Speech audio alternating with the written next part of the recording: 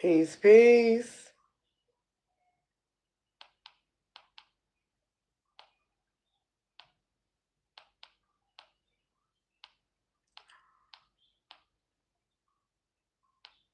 Mm.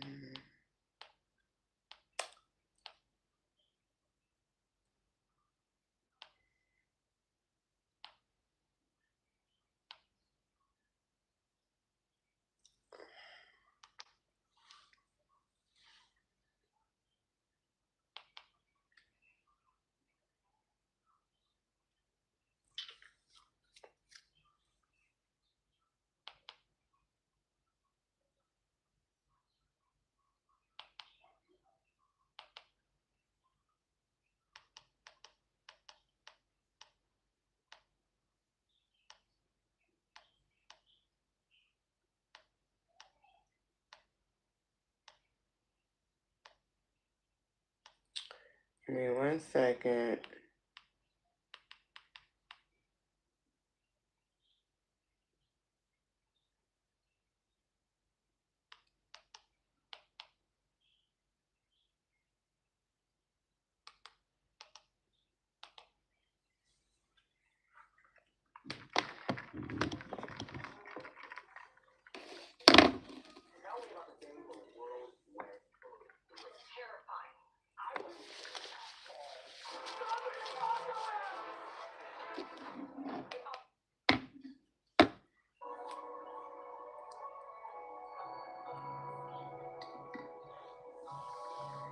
Peace, peace.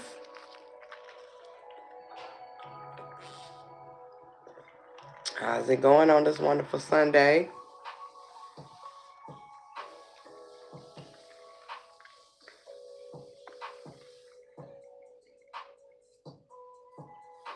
Hey, how you doing? What's going on, sis?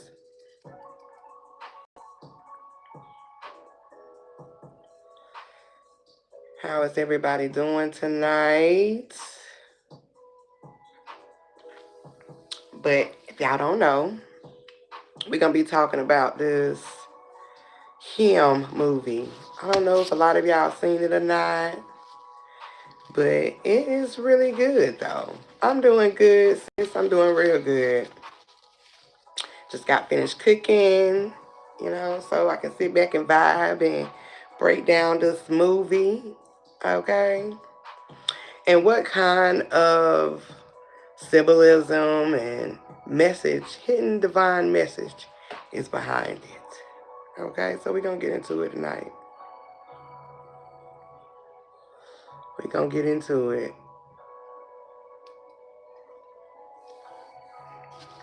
But if y'all haven't seen the movie Him, I suggest you go check it out too. You know, it's at the movies, however you watch your movies, check it out. It's a good one. Especially if you into decoding and, watching the movies and decoding and understanding the symbolism that Hollywood uses and, gaining some real information, you know?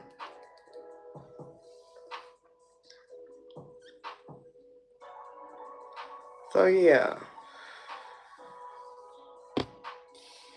we're going to get right into it. Wait on a couple more people to come on in. Let me see.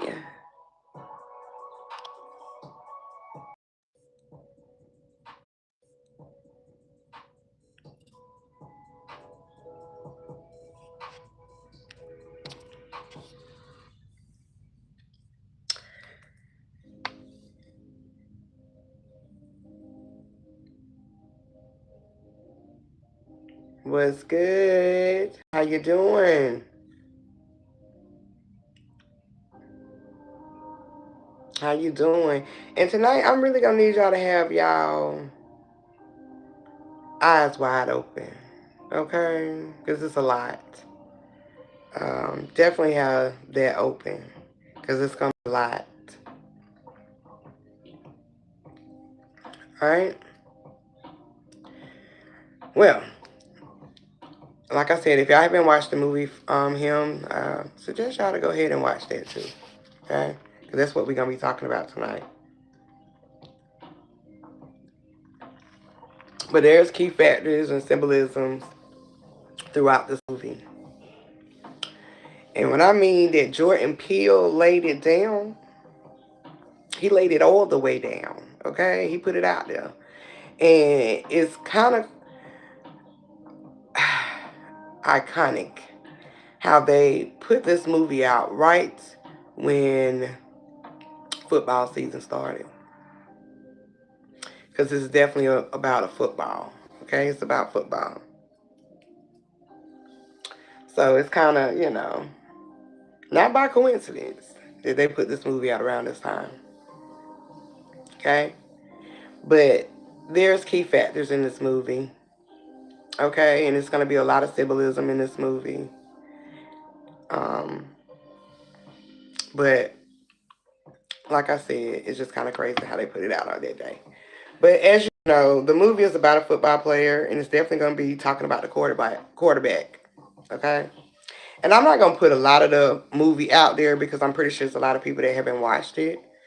So I'm just going to dive into the symbolism that was played out through the movie, and the messages, that was displayed, through, the characters, what they were saying. I'm not going to really just put the whole movie out there because it is one of those movies you just have to be tapped in to understand what is taking place in the movie, um, and just understanding also divine energy, okay, moving through, these characters and stuff in the movie, just giving a deeper, meaning and message behind it, okay.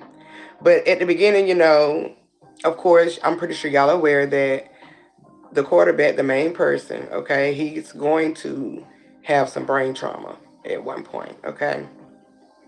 And to me, I'm not going to get into how he got the brain trauma, but to me, it was very light on to me when that was the first detail I got. Okay, brain trauma, which also put me in the energy of there's some trauma that's going to be going on in this movie. Okay, it's going to be a lot of red rooted foundation, um, low vibration type of energy in this movie. And there has been speculations and talk, but when I ain't say speculation, but talk about how dark this movie is, and you know how satanic and evil it can be. All right. I mean, if you're looking in it from a different perspective, yeah. But if you understand all of that energy, it's just what it's giving. Okay. So the tone is automatically set in a lower vibration. Okay. All right. So there's some trauma that's being displayed. All right. Head straight into the movie. All right. And then there's going to be a death. Well, a transition. Okay. A major transition that plays a big part in the trauma. Okay. Dealing with this quarterback. Okay. All right. So we already with the trauma. We already with the transitioning going on. Okay. And then you have these family expectations, okay, surrounding this key player. All right. And I know a lot of us, we go through life, okay? We go through life with a lot of, the family having high expectations over us. Peace, peace, bro. Peace. You just really just tapping into the beginning. I ain't really got no. I was just starting off, how the movie comes in pretty dark. I mean, pretty much the movie is dark, but it's dealing with, trauma and transitioning, which sets the tone for, that foundation, that low vibrational, that fall that's taking place. So I was just talking about how the family surrounds this player, all right, this key player in the movie, and their expectations is very high since the time he was a child. So that's another thing that adds on to the trauma, you know, trying to meet those expectations in your family. All right. All right. A lot of parents want to live through their children. So they set a lot of high expectations for their children. I mean, sometimes it's for the better. You know, you want better for your kids, but a lot of people try to live through their kids. So that is the major factor in this movie. Okay? But it also plays into what is going to take place throughout the movie. Okay? And then there's the game. Okay? It's about football. Bye bye. It's about football. Okay? So that's the game that's being played. All right? It's all about the football. Okay? I know a lot of us has grown up, probably even heard the saying God family football, okay? Because football was once, you know, it still is a big um game that goes on, you know, league that takes place in America. Okay? All right? So there's the game, okay? And it's all about the football. Okay? Right? And then you have these crazed out fans. All right? All this shit that, you know, growing up, you might have dealt with, you know, seen some people, you know, that kind of push their kids to a certain direction. And sometimes it could be some type of athletic field, a league. You know, I know that happens a lot in, you know, the black community. Okay, it's always the expectations of being a basketball player, football player, um, you know, something in that nature, a boxer, something in that nature, you know. But, you know, the expectations is definitely there, okay, for that. And then you have these fans, you know. Fans can be certain people in your group, like friends and stuff, people that you might, you know, your partners, that they only dating you because of the expectations they already know that you are capable of, okay. They're riding your coattail, you know what I'm saying? Because they know the success that you're able to bring in. And all of that is happening, you know, to this young man. All right? Now, there's a person that he kind of idols a lot. And that's the other main player, okay? Which is going to be Isaiah White, okay?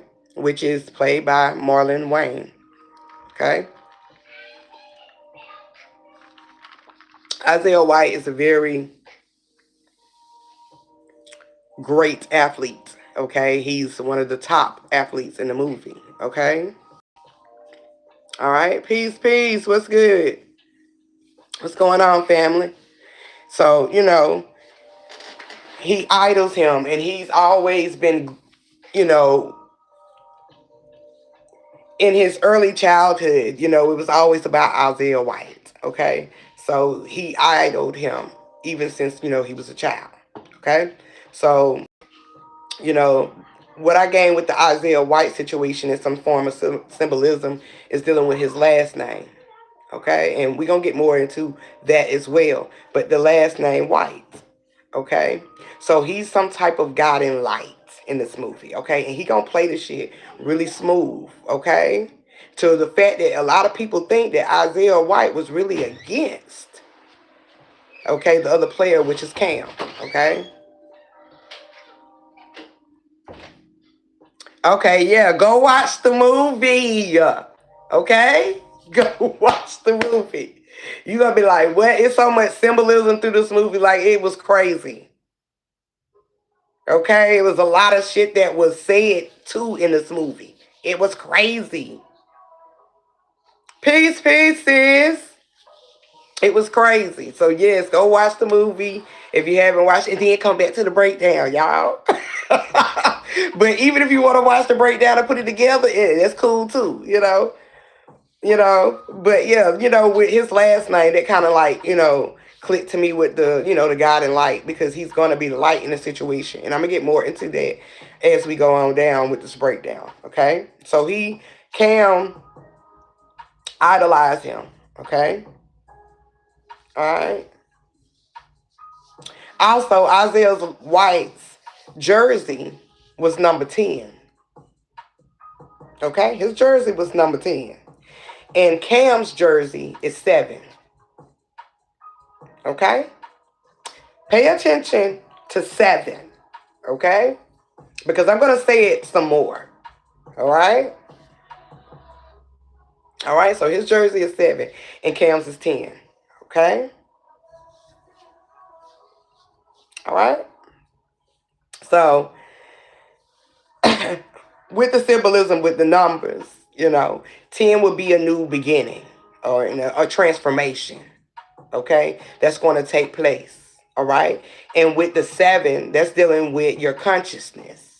All right? Your crown. All right? So that stimulates a whole new reality. Okay? That's where your reality is projected from. Okay? So pay attention to when I say these numbers again because they play out through this movie too. Okay? But, like I said, Cameron, he was pretty much already traumatized. And he was also traumatized by the fact that Isaiah, in his earlier days in playing football, he was injured really bad. And that's all I'm going to say about that. Okay? And that traumatized Cameron.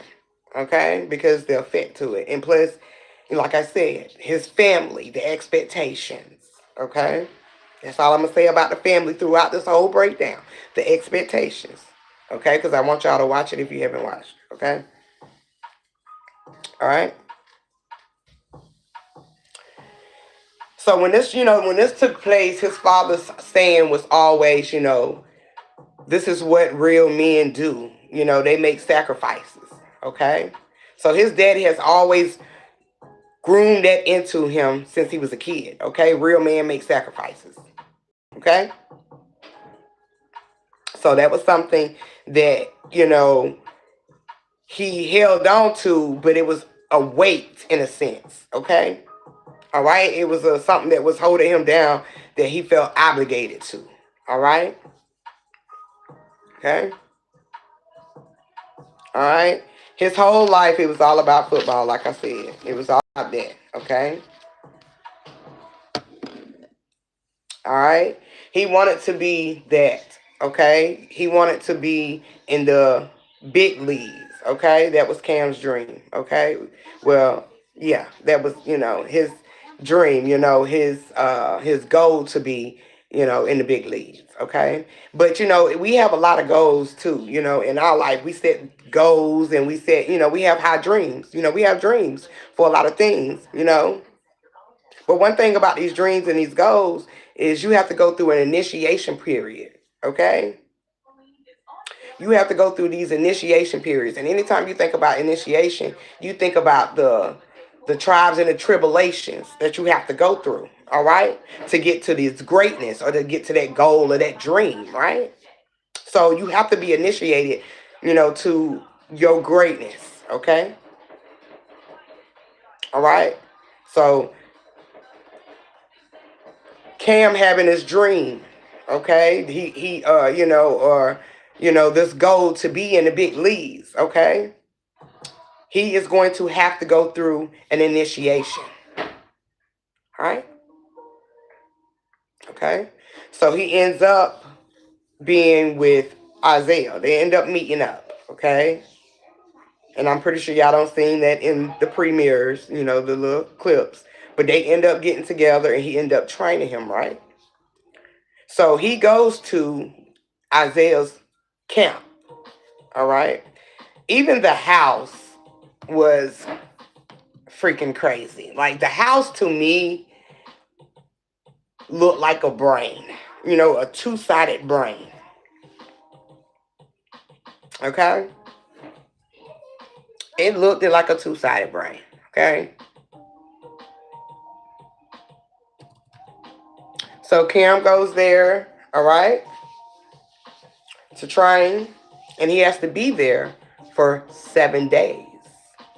Now, 7 days has a lot of significance in it. Okay? The world was created in 7 days, right? Okay? So we know with the 7, it's going to be also some creation taking place. Okay? All right? Some type of form of creating, being creative, creation that's going to take place. All right? And I'm going to get more into that too. Okay? All right? All right?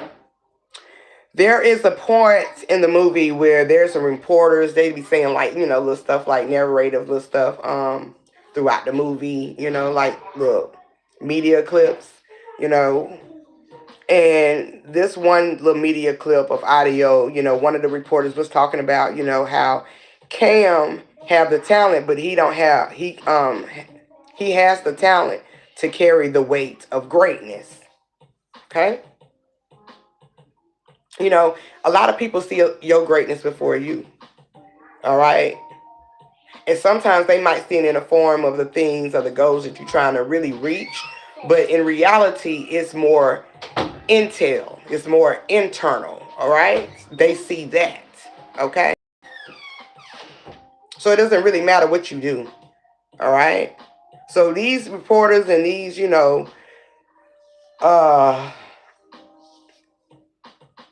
I want to say talent hosts, but these interviewers, you know what I'm saying? They saying he has the talent, so he can carry the weight of the greatness. And we gonna get into more what greatness really is. Mom. Okay. I can have one of those for the day. Girl, yes. Yay. A mess. But yeah, okay?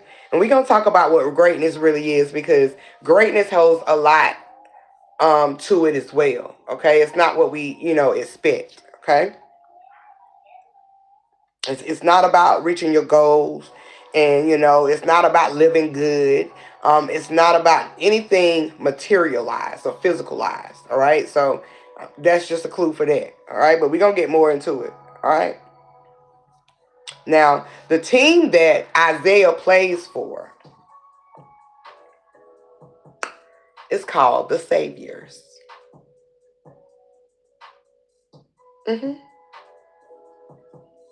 It's called the Saviors.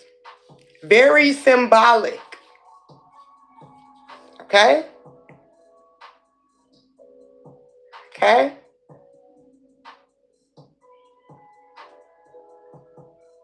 All right? But with this, with the, based on the movie, the Saviors would be somewhat of some type of hope to save you. Okay? So pay attention to that. Okay? Just okay? That's the team. Okay? It's some type of hope to save you. All right? So they're called, he's on the Saviors team. Okay? Isaiah White. Okay? He plays for the Saviors. All right? And Cameron is the one that can really rewrite the record books. Now, I've talked about this before, and it was with people that I used to rock with before, and even in this, present time, that we are here to rewrite the Bible. And it's not in a sense of rewriting the plays or the words to the Bible. It's the direction of, decoding the Bible in the way that it's supposed to be, right? To receive the message when it truly deals with self, okay? So we was on this shit a while ago, all right? But it just kind of proves what, Cameron's position is also in this movie, okay? He is the one, all right, to rewrite the record books. And to me, his name is Cameron Cade. And every time I wrote that down, that shit became Cameron Code to me. So he's coming to change the code, the narrative, okay, in this bitch. All right? A lot of us is too. We changing the narrative in our families, in society. All right? Head is on a swivel. Okay? All right? So he is coming, all right, to change the record book. All right? All right? He is the one. Right? And a lot of the interviewers and the reporters were saying that. Okay? Okay? They also were saying that they see him as the new the new vision, okay? They also said they see him as the new vision, okay? All right, it also deals with light, okay? Remember, white represents light. He's the God in light right now. He's the light right now, okay? So Cameron is, pretty much at a level where he can be the new vision, okay? For the game, okay? Cameron wants to be the GOAT. And it's definitely about the GOAT in here. Okay, it's definitely about the GOAT in here. I know it's words going on and people doing their videos and they talk about the GOAT being satanic or evil and not understanding. All right, the information of what the GOAT really is. Okay, they think a cult is evil when the cult means hidden. Okay, it has nothing to do with, something on some low, evil type of way as they try to perceive it. Okay. But the GOAT, all right, is what he want to be. Who wouldn't want to be the GOAT in the things that you do? All right. You want to be the GOAT in everything that you do, especially if you're passionate about it. All right. You want to be the GOAT in your life. Okay. But it's a lot of people that have a misunderstanding with the GOAT. Okay. But I understand why. I get it. I do. And we're going to get more into that too. Okay? All right? All right? So he wants to be the GOAT. And you definitely got to be careful in what you ask for, okay? He say he want to be the GOAT. And he has to be careful what you ask for. You want to be great. You got to be careful what you ask for. Because you're going to go through some shit just to get to that greatness. Okay? That sense of vibration. Okay? It definitely ain't going to be handed to you. Alright? Alright? Now,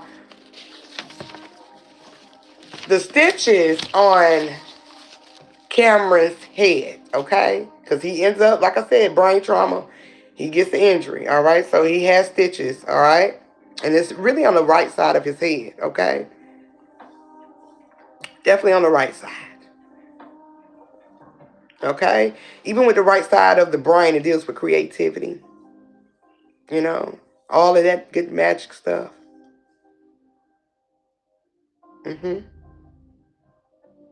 Alright? But the stitches, okay?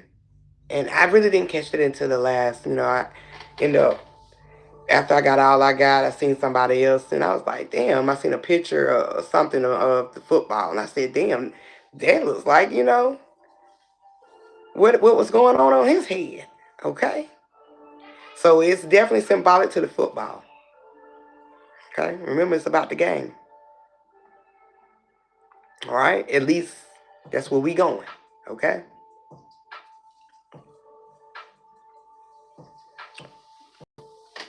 All right? I already said that. So, when he had that going on, there was a lot of speculation that they didn't know if he was going to be able to do it. The family they was losing their goddamn mind, even, his little agent, they didn't know what the fuck was going to, just, conspire because they didn't know if he was going to be able to, be able to do the game anymore or whatever, But Cameron never gave up, okay? So, like I said, he ends up going to Isaiah White's camp, okay? He's going to be there for 7 days. All right. He's going to be there for 7 days. As he's entering inside the home and stuff like that, there's crazy fans outside. Like I said, the house looks like a brain to me, two-sided. There's, when he goes inside the home where the camp, there's a lot of symbolic images, you know, especially of, you know, Isaiah and his person that I'm get to in a minute, okay? And another person on the wall, okay? Um,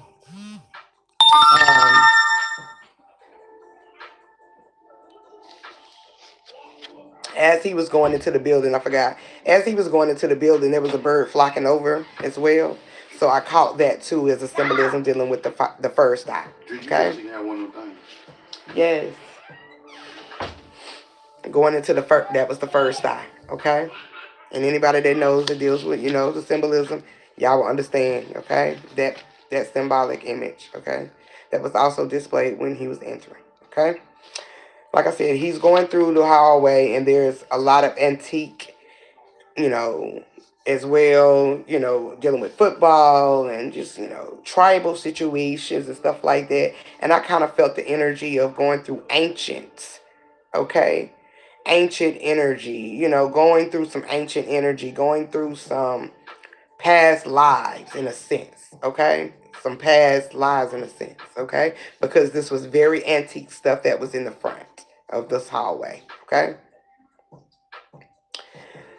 So, like I said, he's going to be there for 7 days, right? So, the first day is called fun.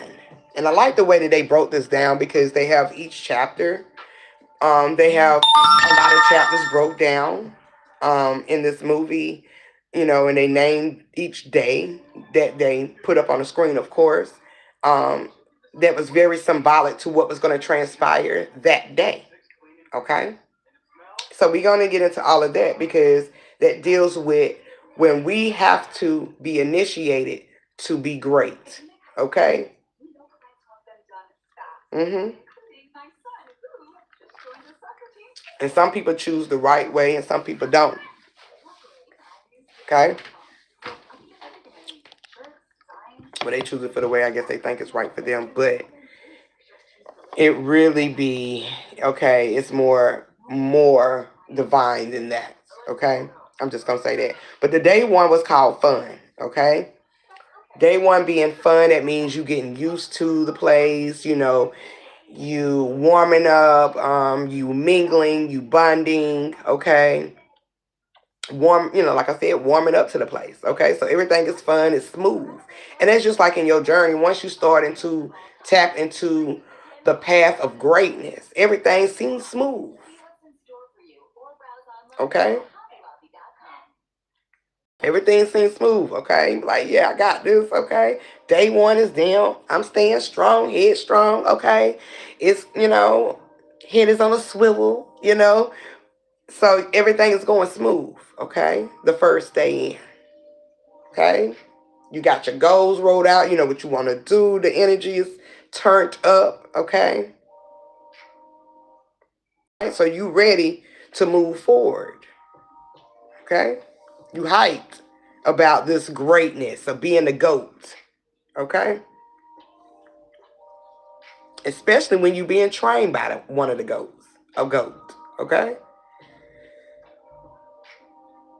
So, you know, also on day one, you know, like I said, they warming up, he getting to know the, recognize, getting, you know, comfortable in the place, bonding with Isaiah, you know what I'm saying? They end up going into the football field that Isaiah has inside his home, which is a camp, okay, also. And Isaiah referenced the football field as church. Okay? It's church. And a lot of times, a lot of highlighted games is on what day? Sunday, which most likely people go to church and then they come home, they eat, and they watch the game. Okay? So he referenced the football field as church. Okay? That's where they get praised at. All right? That's where they shine at. All right? So it's church. All right?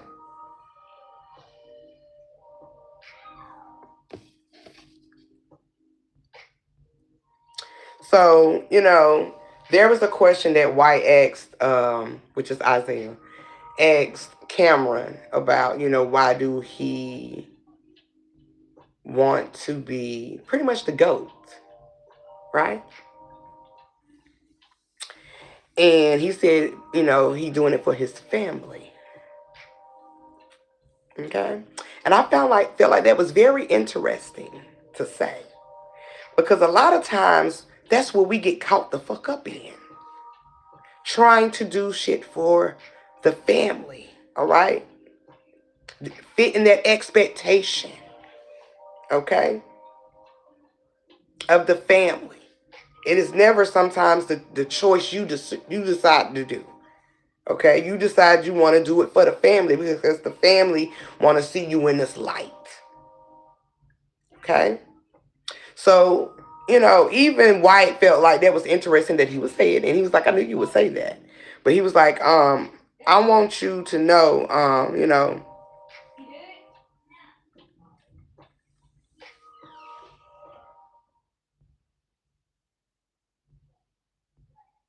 all right. He was basically telling him he wanted him to hold that thought, you know, because family will basically sacrifice you quicker than you know. Okay, they'll sacrifice you before anything. Okay, as much as you trying to fit their narrative and their expectations, they will sacrifice you more than anything, quicker than anything. Okay, so he was like, I just want you to keep that thought though. I want you to hold on to that. All right.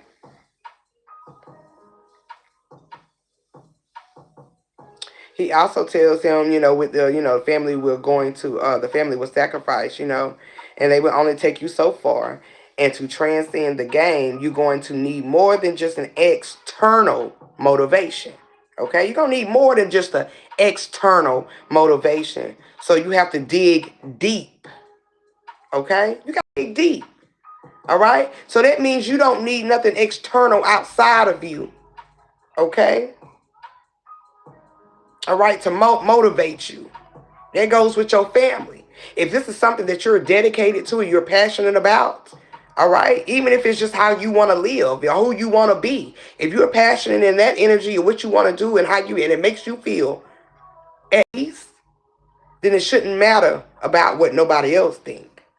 Okay? All right? You're going to definitely need more than, you know, it's good to have some external motivation. It's good to have people to say, yeah, you're doing good, or yeah, I love, you know, what you're doing with yourself. It's good to have that, you know, that motivation. But you need more than that. And it has to come from you deep within yourself. Okay? So that's what Isaiah was talking about when he was talking about that. Okay? All right? You got to dig deep within yourself. All right? That goes back to, it doesn't matter if nobody believes you. You have to believe in you. Okay? Which he could have just said it that way. But he didn't. Okay? Now, Cameron ends up meeting Isaiah's partner. Okay? And to me, it's a you know, his partner. Okay? And she already doing something about some pleasure type stuff when he walks in. And, you know, I know a lot of people talking like, oh my God, this is emasculating the man. This is all a part of the elite, the Hollywood plan. Oh, this is all a part of the ritual. It is, and to a certain extent, depending on what part of the lens you're looking at. But if you're looking at it from the divine eye, all right, once you go through an initiation and you step into greatness and everything is going smooth, okay? And you start to analyze the things that you need to let go. All right? So you can be great. So you can be the GOAT in your journey. All right? You start to analyze that. So that whole scene about him telling about his family, that was some real analyzing that he needed to rethink. Okay? All right? Because you don't need to be doing anything for your family. You need to do it for yourself. Okay? So once, you know, going through this, you know, this analyzing, realization, okay, there's a scene with the girl, you know, and she talking about some type of toys, okay, but they gems. They are gems, okay? So much they are green gems. And we already know what the green talks about. Okay? Let me tell you something on some scientific shit. Okay? Because this plays into what she says to him. Okay? And dealing with your body. Okay? So we know that this green is going to deal with your heart. Okay? But she's talking about these are toys that you put up in you for pleasure. Self-pleasure, to be exact.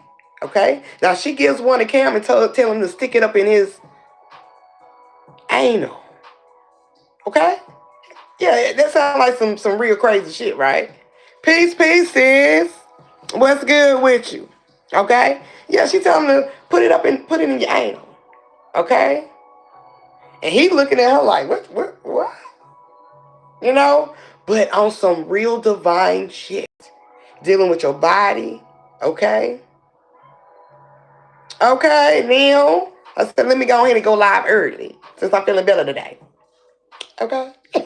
But let me tell you on some real life stuff. Okay? For the woman, the yoni, very much has an impulse. You can feel the beat right in there. Vibration. Okay? Men, same for you. But it's just in the anal. Okay? All right? Even when it comes to orgasms.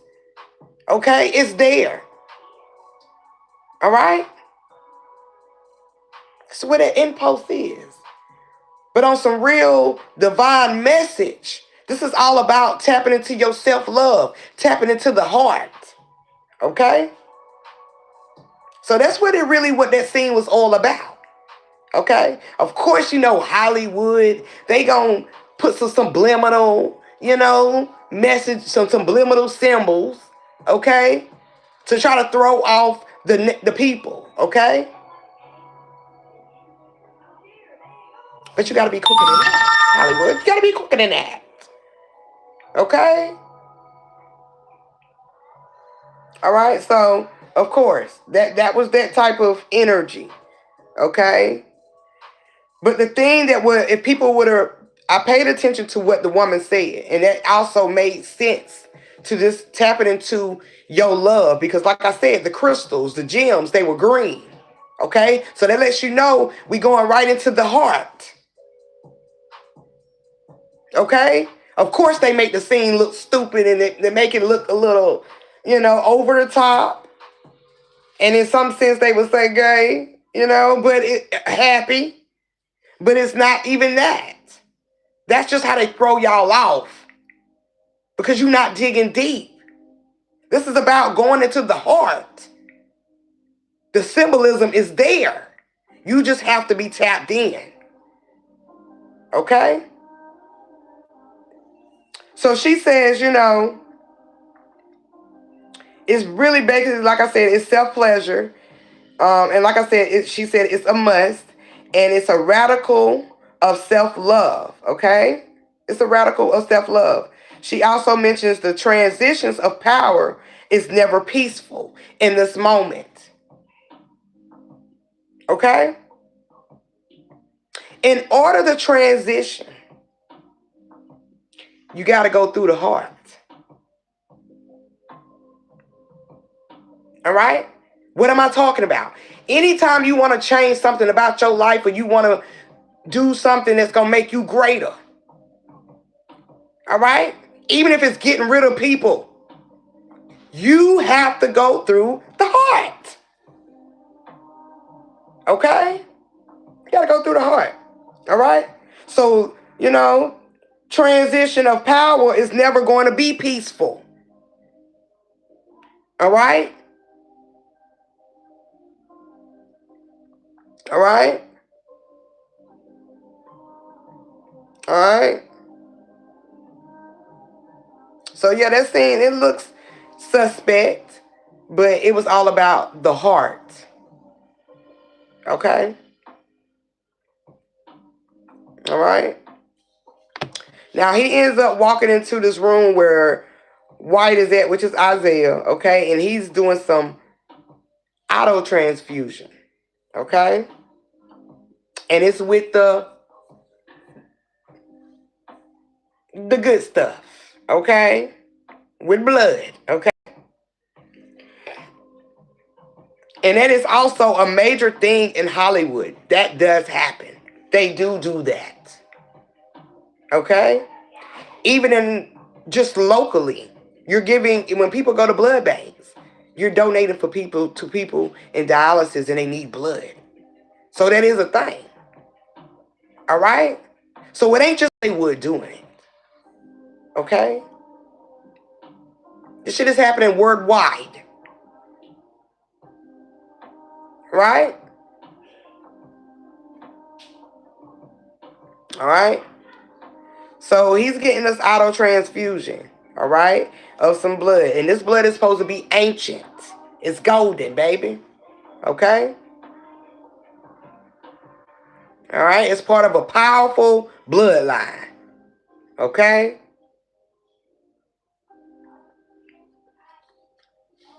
All right? So it's some real ancient, golden, good blood, right? Okay?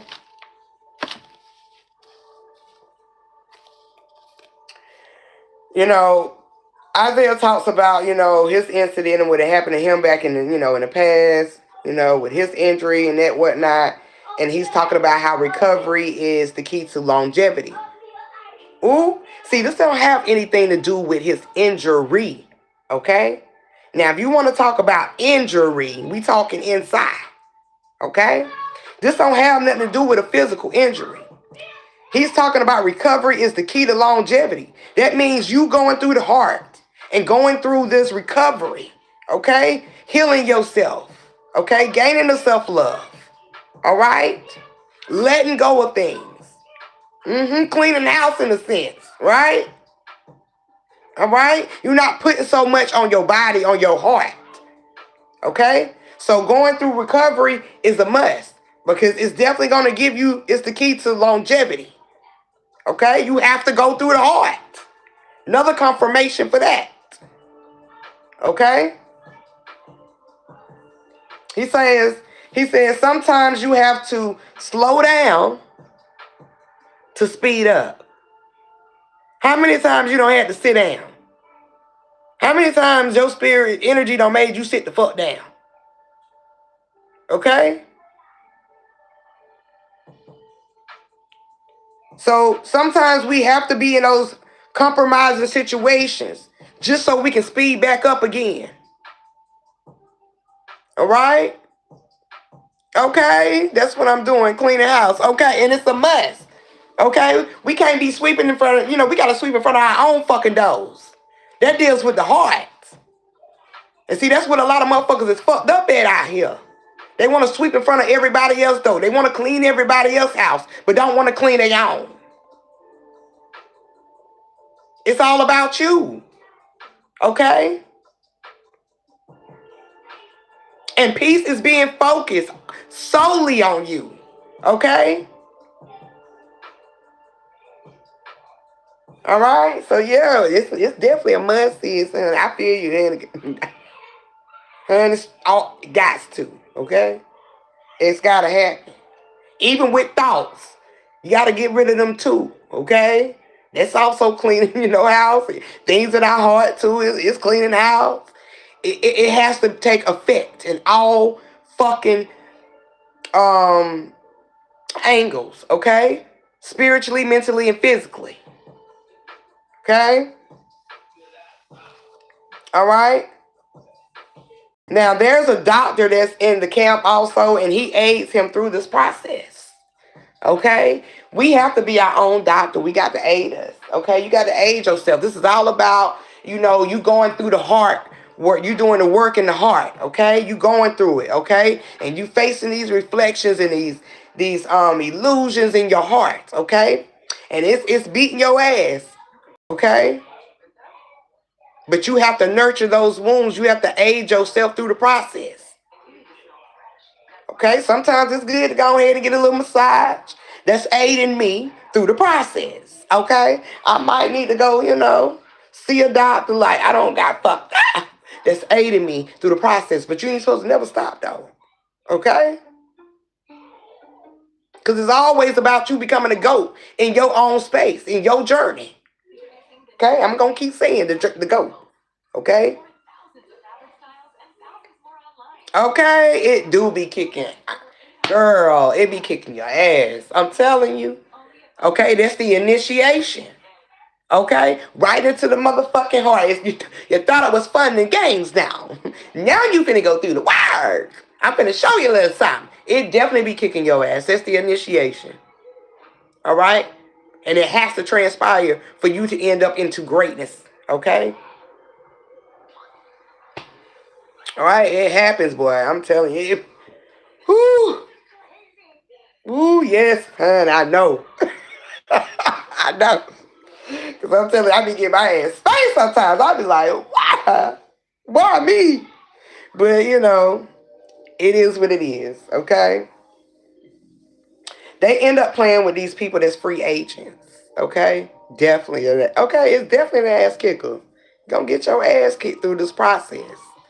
All right? But you know, you gotta age yourself. However it may be. You know. Sometimes you might have to take a middle break.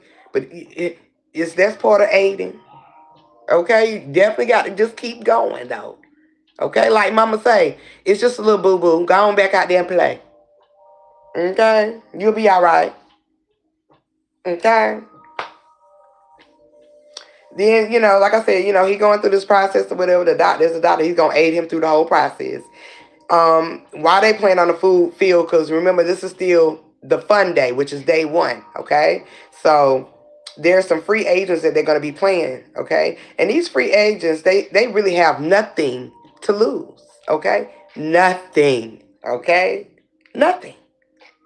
Okay, when I mean nothing, that means they're part of the nothingness. Okay, they're part of this darkness. They don't have nothing to lose. Okay, all right, and that can be the trick of the mind.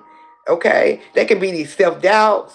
All right, they can be the overthinking. All right, these little thoughts they just keep popping up, trying to motherfuck they free agents. Just keep trying to find somebody to sign their ass to a contract. Okay? Which happens to be your mental, okay? Your energy, your consciousness. All right? But that's how I seen the free agents. Okay? Because there be people like that out here too. Okay? Just, yeah, they're part of this darkness. They're part of the trickaroo. All right? They all a part of the game. All right? As they're doing, playing with this, there's a scene where, he's doing this whole quarterback thing, and they keep setting the clock to 2 minutes. So when I see the 2 minutes, when you going through the heart, right, you finally realize this is a self versus self battle. Okay? Because the two simply gonna mean two, okay? The reflections of each other. One and one. Okay? So you know that this is a self versus self battle. Okay? And I ain't gonna say about that scene because y'all got to see that scene. Okay? But I did grab a little detail dealing with that scene. But I ain't gonna tell you the scene. Okay? There's also this ball machine in the scene, and it is called the Hail Mary. Now I know it's a thing, but and they made sure you seen the name. See, this is what I be talking about these movies. They make sure you see these shits. Okay? They make sure you see them. Okay? It's crazy because I was gonna go a whole nother direction tonight with this live. But self is like, no, we going this ride right here. I don't need to pull none of my shit up over here because we going on a whole different ride. Okay? I don't need to get into none of that. I had a headache yesterday. Watched that movie for 3 hours, getting every little detail, every little word. Hell no. I had a headache. Okay? Not getting it. And yes, I said headache. But there is a ball machine and it's called the Hail Mary. And I'm like, oh my God, this is some devilish shit. This is some devilish shit. I mean, because what would Hail Mary mean? Some dark, devilish shit, right? And it just happened to be a 2 minute mark on the timer every time. Well, not 2 minutes, 2 seconds. Okay? on the timer every time. So that's just letting you know again. It's dealing with the spiritual war within yourself. Self versus self. Okay?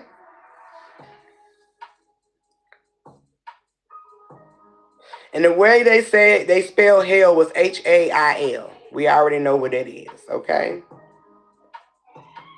So I don't have to break down that word. Okay? Now, White ends up telling him, you never have to worry about your blind side again. You know, why he playing the ball and all of that. He telling, eyes closed. And when he misses, the free agent is going to be socked with the ball every time. Okay, so that's what's going on. I didn't mean to tell y'all that part, but we're going to go past it. But he ends up closing his eyes. And to me, when he closed his eyes before he threw it, that was symbolic to him tapping in. Okay? All right? That was symbolic to him tapping in. And he was getting unfocused. Okay? During the process of trying to stay tapped in. Okay? Tap within yourself. Okay? Connected to self. Okay? He was having a lot of disturbance going on. Now, for those who don't know, the quarterback is mainly the star player, the star athlete of the game, of any team, okay? So it's a very special position to be in, okay? If somebody's playing football, okay? And, there's a scene that's going on where, part of that scene also, where White is telling him, everything is put on your shoulders. Okay? When you're the star of your own life, you're the quarterback of your life. Okay? Okay? Because you're the lead. That means you lead. Okay? We just gonna say that because you lead. Okay? You are the lead. Okay? Because you lead. All right? All right? And you're coming into the process of being the GOAT. Okay? In your lead. All right? So everything is going to be put on your shoulders. Okay? There's going to always be everything on your shoulders. All the glory, all the blame, all the defeat. It's all going to be put on you to hold. And that is true, even in our everyday, in our lives. Okay? All right? Even in the reflection of our lives, everything is going to be put on our shoulders. Okay? We're going to have a lot of weight on our shoulders at times. Okay? Especially when we're going through a transition to, a lighter load or a new beginning. Okay? All right? Hell, even if it's just gaining more peace in your journey. Okay? Get out of here. No. Don't do that. Go. All right? There is a symbolism that is on the logo. There's the logo for the Saviors team. And it has this upper body, lower body type of symbol. But when I was seeing it as the whole as above, so below symbol. But I know that there is information that this symbol is also symbolic to a deity. All right. So if y'all want to tap into that on your own time, definitely can tap into that. But I was seeing it definitely as the as above, so below. Okay. All right. There is scenes where the mom has voicemails being played throughout the movie. Okay. And to me, that was that divine voice of reasoning, that wisdom and awareness. Okay. All nurturing to oneself because you need that energy within you. Okay. You need to hear that. It has to process through your process of your journey, All right. To you becoming the GOAT or being great. Okay. Or going to the next level or elevating. However you want to look at it, right? But the mom voicemails to me is like the divine voice of reasoning, wisdom, and awareness. Because every time she called, she wanted to check on her baby. Like, what is going on? Why you ain't called? I ain't heard from you since you been at this camp. And you ain't called your mama. Like, what's going on? Are they treating you right? Are you eating? Or are you taking care of yourself? Or, all of this energy, okay? So I definitely felt like that was a symbolic to the divine voice of reasoning and, wisdom and awareness. Okay? Now we get into day 2. And that is going to be titled Leadership. Okay? So, once you go through this day of fun, okay, you starting to recognize, you're going to have to go through this hard. Okay? You're going to have to deal with self-love. Okay? That is definitely on the roster. Okay? All right? And to be able to go through all of that, you're going to have to carry the energy of leadership within you. Okay? All right? Jenny. Hold on, y'all.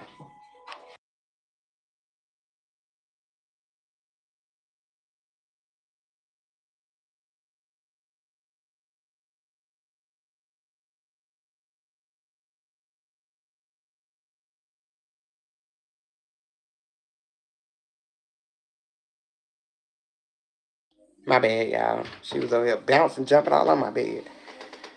But, so she was the voice of reason to me, that wisdom and all of that, and we have to carry that energy when we going through this process. Like I said, day 2 is leadership, and it's all about you tapping into that leadership to go through the process, even through the heart, because it's definitely going to be a ride. So you're going to have that leadership energy in you, okay? You're going to have to lead yourself, all right, through all of these relationships, okay? All right? Also, Cameron has 9 stitches also. And to me, that is also symbolic to divinity or divine energy. Okay? And it's also dealing with a new beginning as well, too.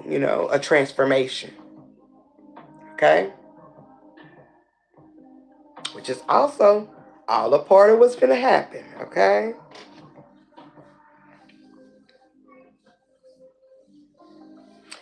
White always says that it's not a game. He said it's not a game. Football is not a game. It's not a game. Life is not a game. It's not a game. It's not a game. And I'm starting to hear people saying this a little bit more nowadays. It's not a game. So, in this movie, I kind of understand a little bit where he was going with this. But he was always saying it's not a game, okay? He said it's everything, okay? It's everything. All right?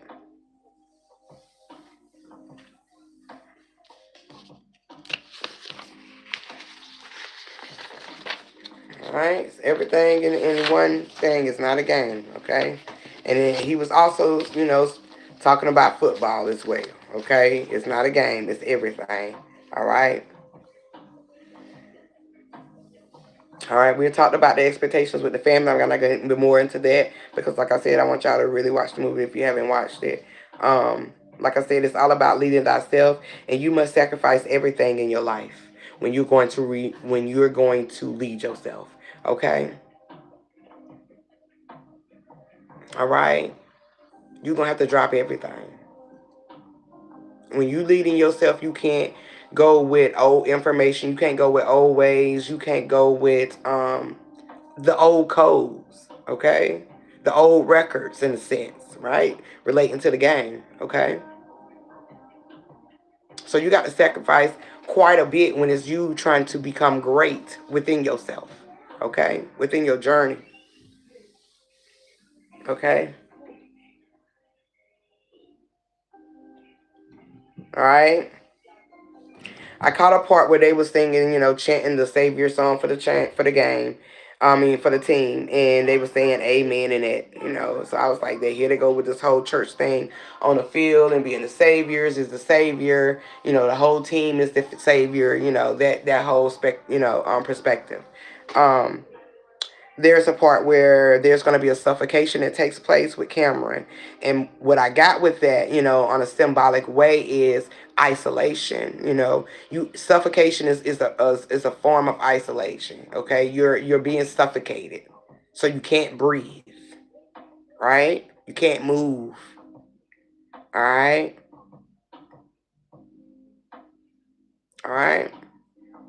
And that was what was going on. Okay, so I was seeing, with the suffocation, not so much of, him, somebody trying to take him out. And while that was going on, it was a lot of fucking, like reporters, um, interviewers in the scene as well, going through his mind, taking pictures and shit with, like the whole lights, camera, action type of shit while this was going on. Okay.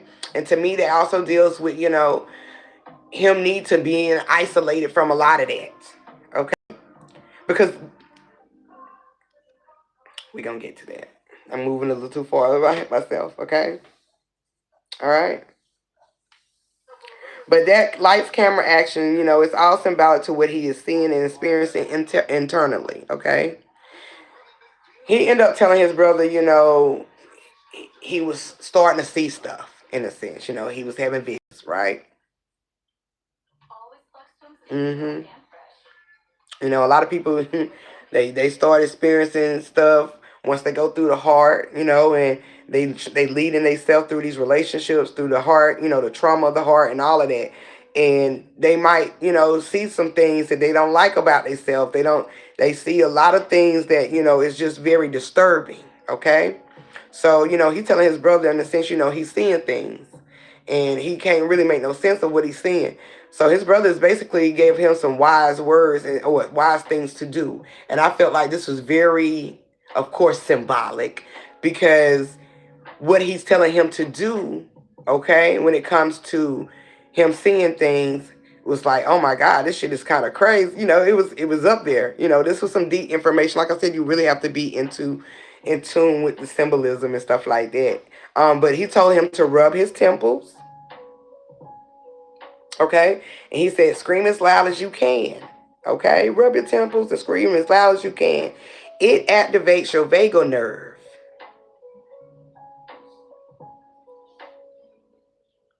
Mm-hmm. It activates your vagal nerve. It calms your parasympathetic nervous system. All right. It calms your sympathetic nervous system. Okay. And he was also telling him, so cut it out because it's all in your head. Okay? It's all in your head, man. All right? Cut it out.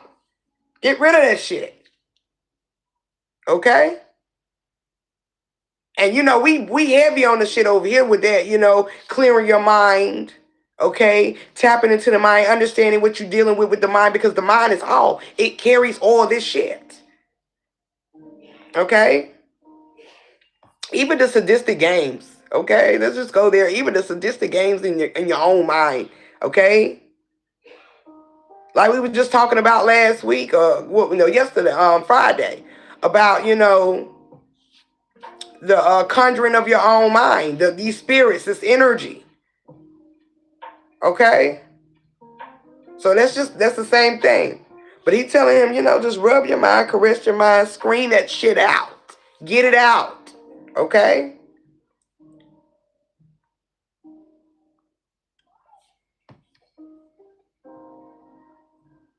My bad, I want to do something. Because I think I did get a picture of the vagal nerve.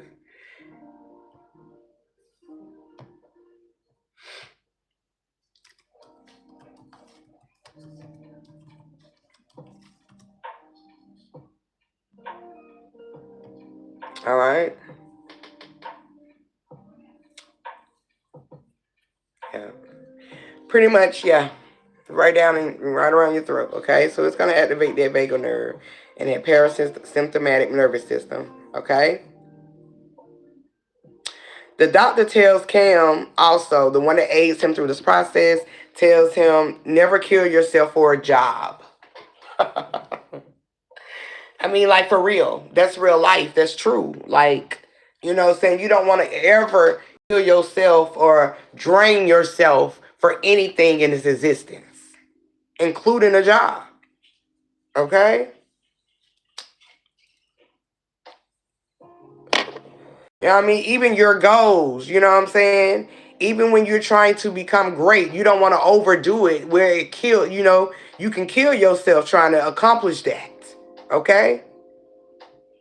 Because now it's not a process, it's a worship. If that makes sense, okay, you're not going through the process, you're worshiping it, and it's going to become everything to you, and that can be the key to taking you out. Okay.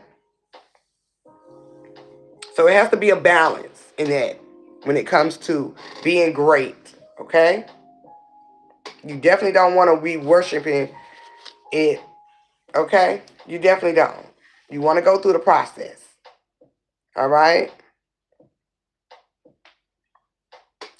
He also tells him, how well he has prepared him, which was also kind of like, what you mean, bro? What you mean he'll prepare me?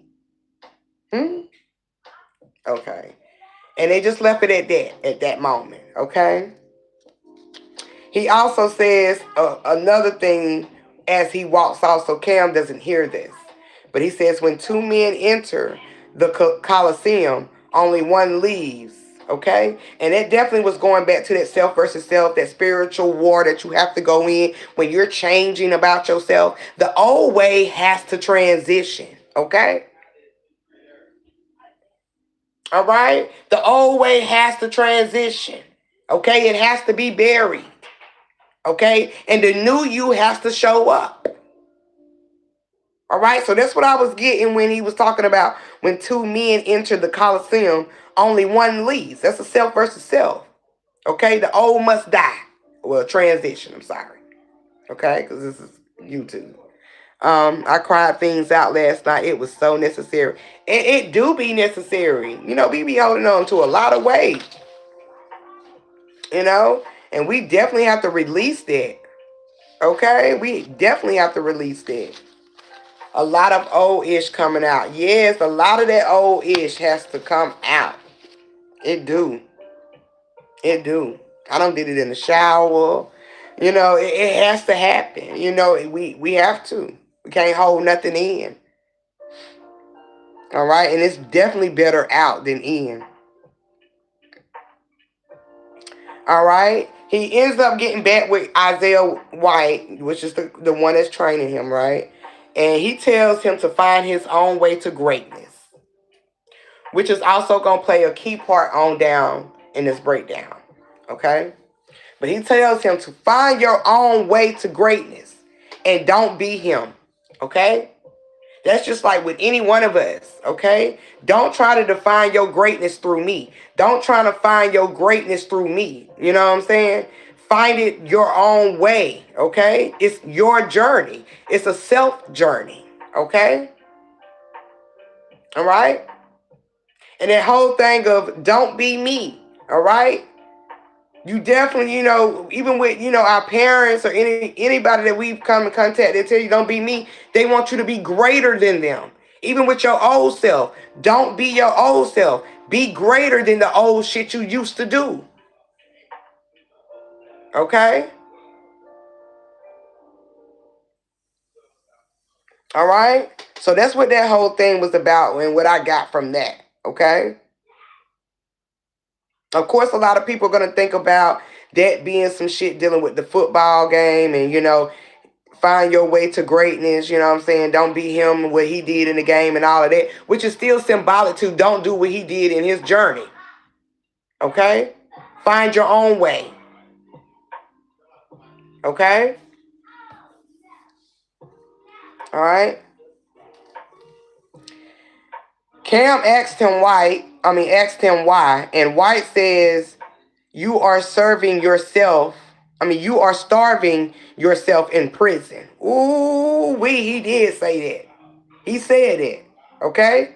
Because Cam asked him why I gotta find my own way to greatness. Why I can't follow you. You know what I'm saying? And that's what a lot of people do. They be following each other. Hanging on to people thinking that they gonna be great because this person is on the way to being great. So you feel like they feel like they got to hold on to you to obtain their greatness. But no, you got to obtain your own greatness your own way. Okay? So, Cam asked him like, why? Why I can't follow you? And White says, you are starving yourself in a prison. Okay? And that's just with anybody. When you following anybody, you are starving yourself in a prison.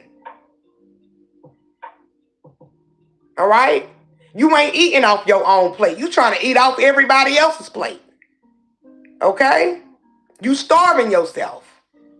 That's just like the whole saying of, people want to sit at the table, okay, or sit at other people's table. They don't want to have their own table. They don't want to be the table.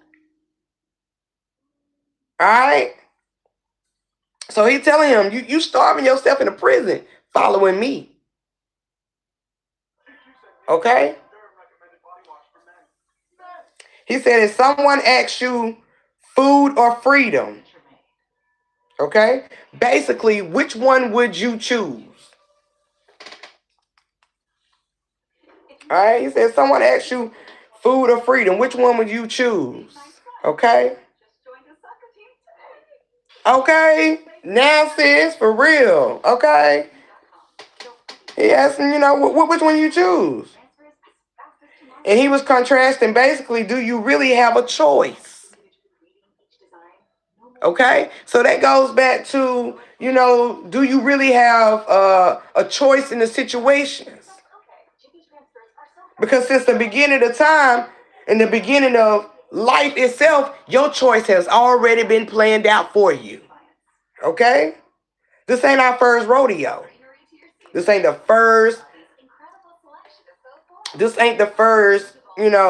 level of existence. Okay? All right? But he's saying, do you really have a choice? Okay? Do you have free will? Do you really have free will? Okay? Because when it comes to those two dominant things, food or freedom, you really need both of them motherfuckers. Right? All right?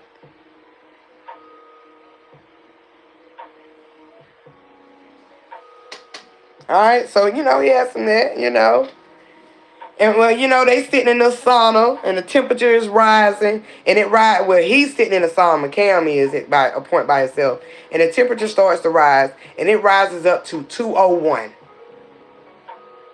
Okay? 201. You notice the Trinity energy, the 3. Okay? Everything is set in stone in an alignment. Okay? The transformation is starting, which they will probably reference as a ritual. Okay? It's at the movie, sis, but it ain't on no really like major platforms unless you got a Fire Stick, like a movie little thing, to watch the movie. But yeah.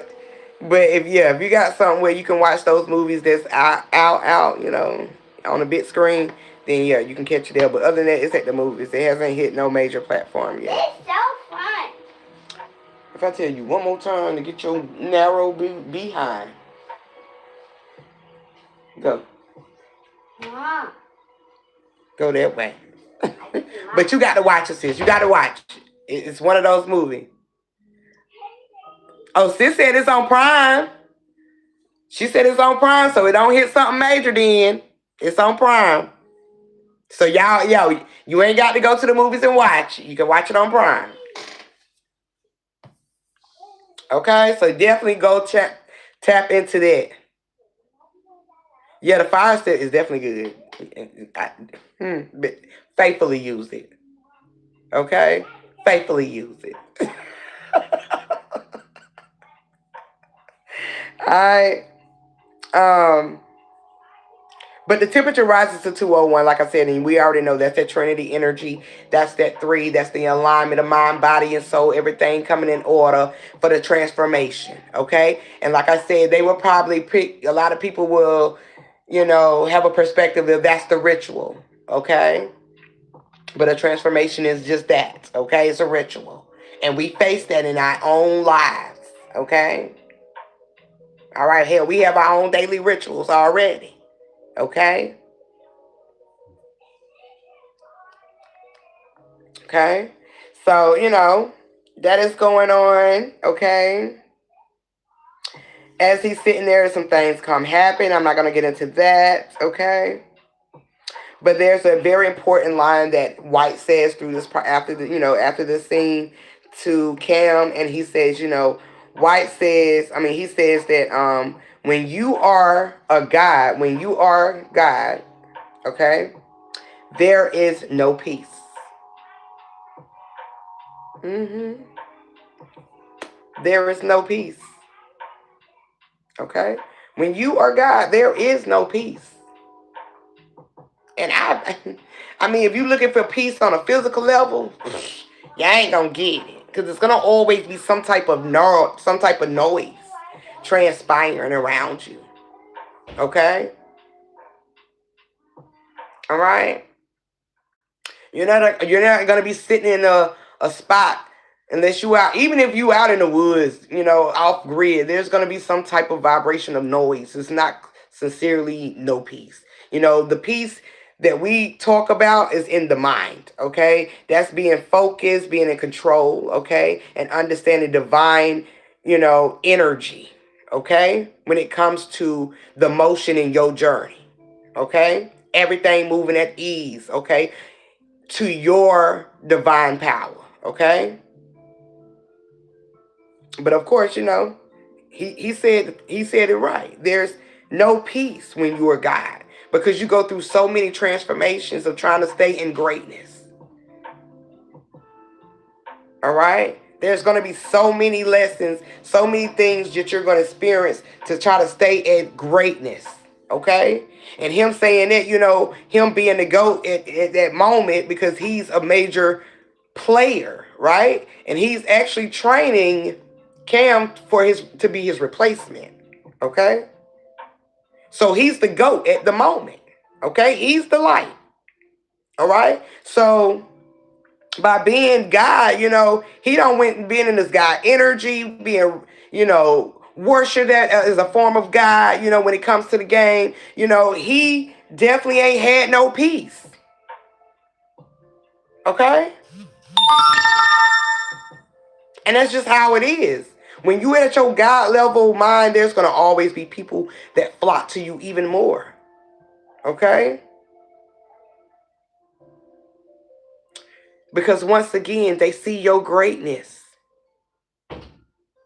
Okay? All right? They see your determination.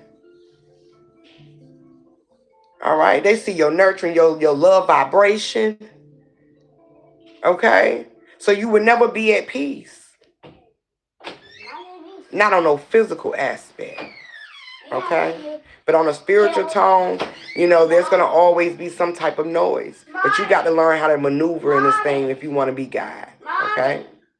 That's what it's all about, being tapped into your God energy. What? No. And why you keep coming in here? Yes. All right. He also say, White also tells him, Blake, basically he died for us, so I play for him. He referencing God, he died for us, so I play for him. We'll get back to this. We'll get back to that in a minute, okay? Because that also connects to something on down. But he said, he died for us, so I play for him, okay?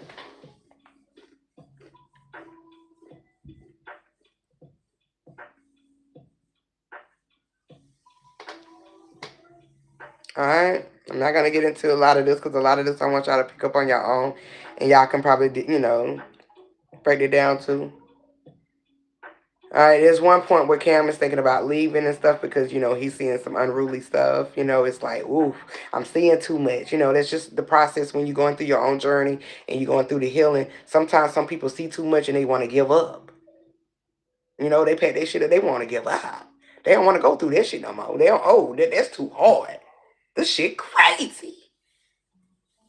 Hell no. So a lot of people will give up. Especially when they start seeing their own internal own demons. Yeah, a lot of people will give up. Especially when you gotta goddamn, face a lot of those old traumas and pains and, those roots, those deep rooted ass issues.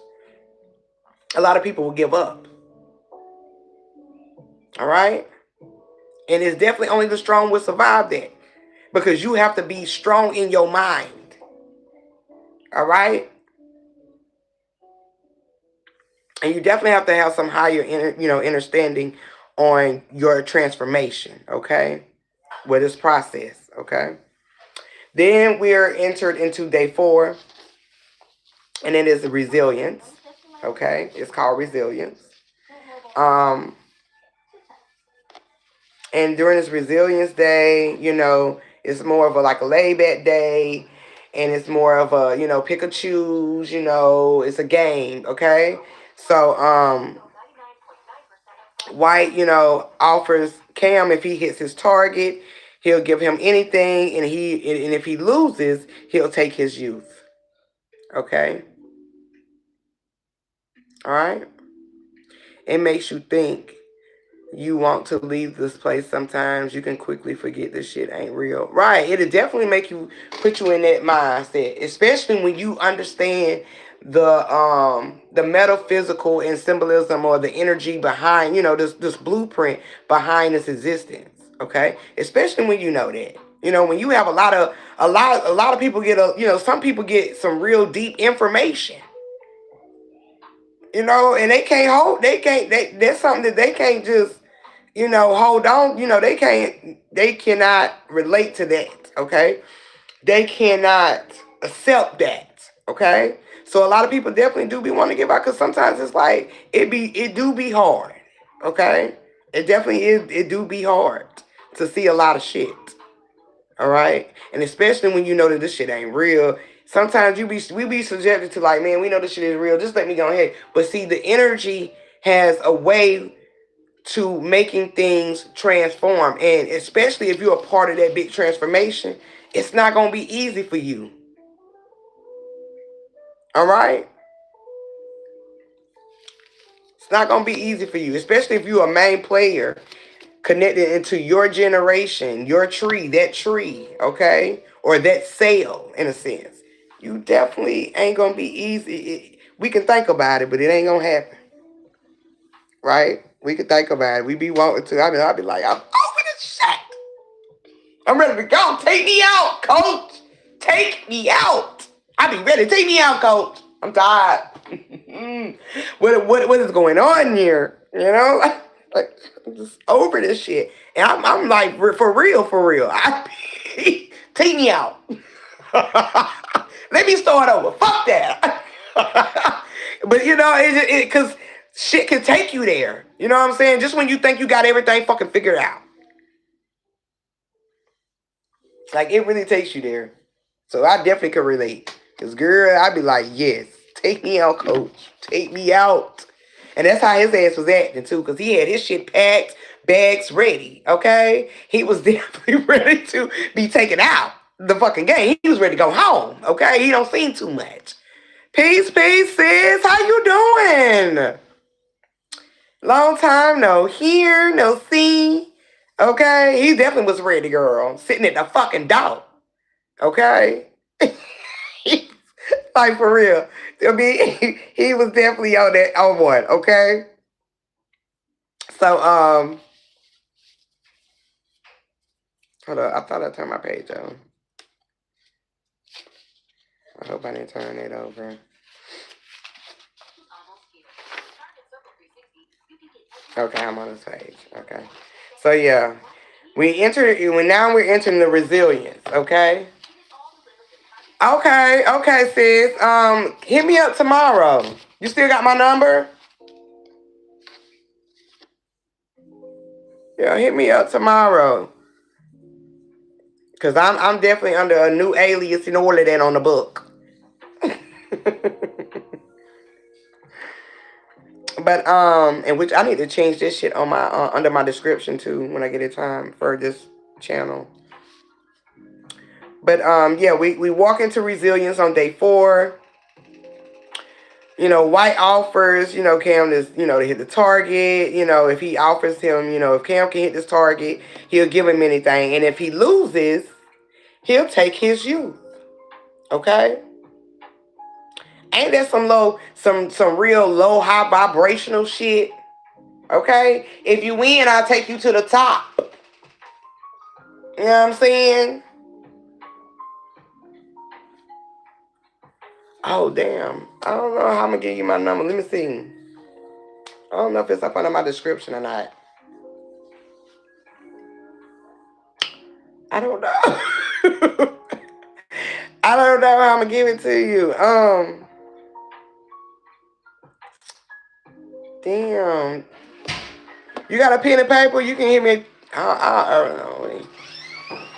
I feel like you can hit me on. I'm still. No, you're not on there. I'm not even on Instagram. Yeah, it's been a lot. A lot of shit done transpired on my end too. Major transformation going on. But I'll hit you up through here. I'm gonna hit your name in a minute. Just comment after the just stay coming on the video. I think I can come back. Girl, ain't nothing I can do about it. Okay. So you know, he said, you know, it's really some low, high vibrational shit. If you win, I'll take you to the top. If you lose, I'm gonna take your youth. Okay. All right, and that's pretty much your innocence. All right. Email. Yeah, I was thinking maybe email. Yeah, get my email. I think I got my email under my description. It might be. But if not, it is Shadrika Newbie. I want to say it's under my description.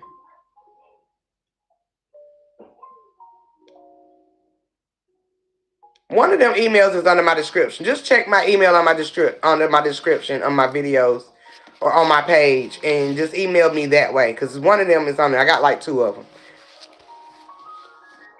So just email me and I give you my number through there because I can't put it over here, man. And I can't even put out my new page on here. Don't want nobody to know where I'm at. But yeah, you know, it's so high, low vibrational. You know, the youth, you know, also being relatable and symbolic to the innocence of a person. Or, you know, just their age in a sense as well, their strength, their power, as well. Okay. So, you know, he giving him an offer like, you know, you hit this target, I give you anything. But if you lose, I'm gonna take your youth. Okay, but Cam comes back with the 1-2-1-2. Okay, and he like, we're not gonna do that. I'm not going for that shit. You ain't gonna be able to tell me that. He was like, no, this is how it's going to work. Okay, he said if I win, basically, you know, because you know he was like if he wins, because he was saying he worked for everything he do, but he was telling him if he win, you know, basically, you know what I'm saying. He can do one of those, you know, one of those choices, okay? But if he said if he loses, okay? If he loses, he'll let him be the quarterback for next year, okay? All right? But, you know, he ended up hitting his target, okay? So it's like, nah, I'm not falling for that bullshit, okay? You don't give me those no hollow. You know, you don't tell me that. You know what I'm saying? I'm going to work for everything I got. You know what I'm saying? I work for everything I've got. You ain't going to just try to, you know, scam me and try to get me to the top, you know, by cheating. I'm not going to do that. You know what I'm saying? So, and that's just what that was coming off as, you know. Like, you're not going to give me this offer and try to take me to the top. That's cheating. I'm going to work for everything I want. And that's what you want to be into the mindset when it comes through, you know, your journey and you transforming or, you know, you going through your hard work, you know, and you becoming into your greatness. You want to put in the work to your own process. There should not be any type of ways where it's short ends or shortcuts to get to your greatness. Okay. You want to put the work into that. Okay. You want to be able to say, I did that. You know what I'm saying? What, and nothing gave to me. I did that. Okay. I got me there. Okay. And then in a sense, that is really God's mind. Okay? That's you actually tapping into your God mind. You becoming a GOAT. Because now you understand it's me that's getting me there. I put in the work. Okay? I get me there. You know what I'm saying? I did this. I heal me. Okay? I save me. Okay? So you getting into the mindset, it's all about me. Okay? So he's tapping into that energy. Okay? And he done told White, if I lose, you can keep that position. You can keep it. Because at this point, it really ain't even all about that. All right? All right? So while, this is going on also, like I said, it's a transformation going on. But there's going to be people that say, this is a big ritual. That was a ritual. This whole ritual is leading him into his greatness and higher elevation of awareness and understanding. Okay? Overstanding this whole goat. Okay? All right? Understanding what the goat really is. All right? So you can call it a ritual or whatever, but it actually works out in his favor in the end. Okay? And we're going to get into that. Okay? We on day 5. Okay? And day 5 is all about the vision. Okay? It's all about your vision. Okay? It's all about what you want to see. Okay? And it's all about what you see. Okay? So you can know how to move in this motherfucker. I'm sorry, I'm a little tipsy. I'm drinking a little tequila. I know when I be, start cussing a little too much, but, my bad. All right? So when we step into the vision, in the vision, day 5, which is all about the vision, okay? White gets to talking about this old tribe, okay? He talks about this old tribe made men. They were made into men by dragging them into the wild. Girl, you know how I be. Get a little tipsy, get a little talking a little fine. My lips don't get a little loose.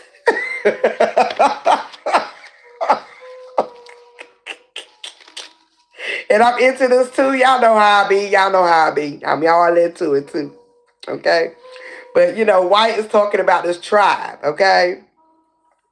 And this tribe is telling him, what I'm saying? He talking about this old tribe and how this old tribe made men by dragging them into the wild. Okay? All right? Beat them, cut them, fed them roots and smoking blood until visions came. Okay? Till the vision came. Now understand. The science, the metaphysical, the divine symbolic images, information that he just put out. Okay? Beat them, cut them, fed them roots. Okay? And smoke and blood. Okay? Until visions came. Okay? Now this is dealing about your overall energy coming into play. Okay? All right? How the energy is generating itself into this vision. All right? All right? Like he said, until visions came. The blood they were fed was that of their fiercest warrior. Okay? And I'm pretty sure y'all don't see, tribal documentaries or, get information, just knowledge about certain tribes and drinking blood. Okay, that is a thing. It happens. It's not just Hollywood, y'all. There's tribes that do that too. Ancient tribes did it. Okay, hell, the Egyptians did it. Okay, the Romans, all these people did it. Okay, all right. And like he was explaining, they're drinking this blood of the fierce warrior. Okay. And the reason why they drink this blood for the fierce warrior, which is also a tribal thing, like I said, they drink this so their spirit could be passed on to that boy who survived. Okay? Right? All right, same thing when you getting blood fusion. Okay? All right, same thing when you donating blood. All right? You passing on that energy. all right, onto people, all right, who survive, you know, or who is going to survive, okay? He also says these men were left a kid and they returned a king, okay? And that is a ritual.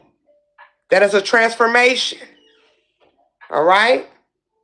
That is taking place not only on a physical aspect, but spiritually inside, okay? Anytime you're going through the process, all right? Didn't they even say in church you got to drink the blood of Christ or the blood of come on, y'all. So we're talking about this whole energy, all right? Recreating, moving a little too fast, but regenerating itself, okay?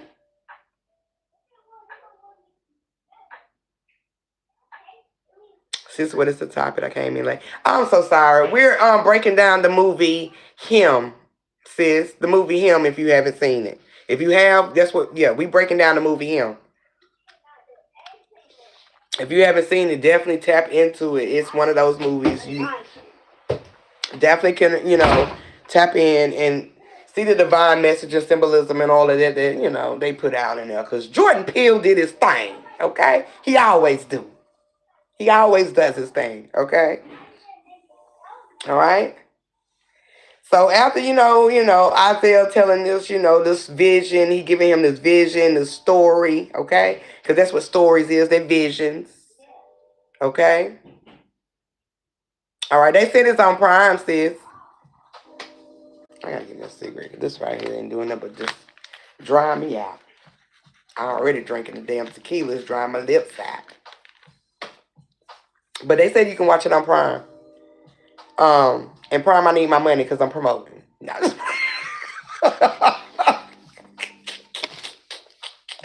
But yeah, okay. After he's telling me they left a kid and returned a king. All right. Cam gets to talking about the things that he experienced as a child growing up. That's the dude who did the sinking place. Who that? Yeah, that's the one that did what is it called?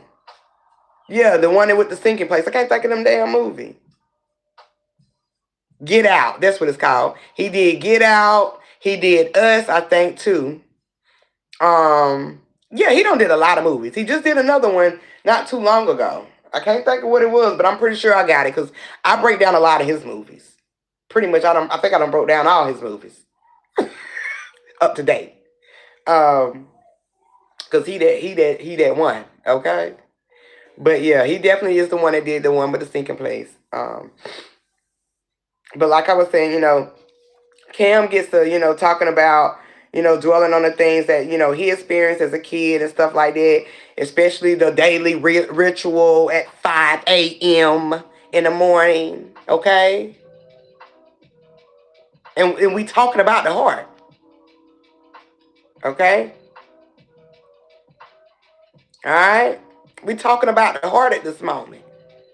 And 5 is also numerology or symbolic to dealing with the heart, okay?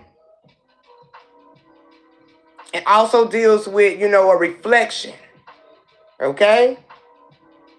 Also, you halfway there, all right? You halfway there, all right? But this was being instilled in him at 5 a.m. in the morning, which is basically being instilled in him in his heart, okay? So when he was talking about his childhood, and this daily ritual every morning at 5 a.m., he had to do the workouts with his dad. It was eat, sleep, football. Okay? That became his daily ritual in his heart. Okay? All right? And he said, that was his routine. Like I said, his ritual. 5 a.m. right into the heart. Okay? Filling up the heart with only, eating, sleeping, and football. Okay? He also says, at this time, when that's all he was doing and that's all he had, he was doing it every day and, whatnot. And he was like, he just wanted to be a kid. He just wanted to be a kid, And even with us adults, we just want to be in an energy where we can just sit back, relax, enjoy. We don't want to be in this energy. Oh, it sucks to be an adult. Why we got to be labeled that? It puts stimulations on us. Okay? It limits us. Especially when it gets to tapping in. All right? So, he said he just wanted to be a kid. All right? He wanted to be happy. Okay? He wanted to enjoy life. And I say this all the time, enjoy your life. It ain't all about this goddamn spirituality, knowledge and shit. It ain't all about that. Okay? It ain't all about traveling in the realms and shit and all of that. Okay? Enjoy the beauty that you understand what it is now. Especially when you become the GOAT. Because when you become the GOAT, you understand the design of this bitch. Okay? And we're going to get more into the GOAT. Okay? All right? So you're supposed to enjoy life. That's all we want to do when we kids. Hell, that's what kids, that's all they want to do. They just want to have fun. Remember, day one was fun for him. And after that, it became straight chaos. It's like, oh shit, it's stimulations and rules and plays and shit that I got to abide by. This is a whole nother ritual. Okay?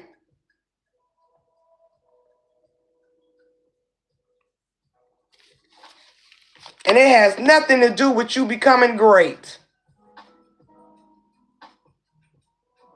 Okay? So when, Isaiah White was telling him about the old tribe story about the men, dragging them into the wild to become men. To me, I also seen this the same thing as football. Okay? Instead of dragging, it's being drafted. It's a lot of our men being drafted at an early age. Okay? And they think this is the way of life because they eat, sleep, and breathe football. Okay? Family expectations. Okay? Society's expectations. All right?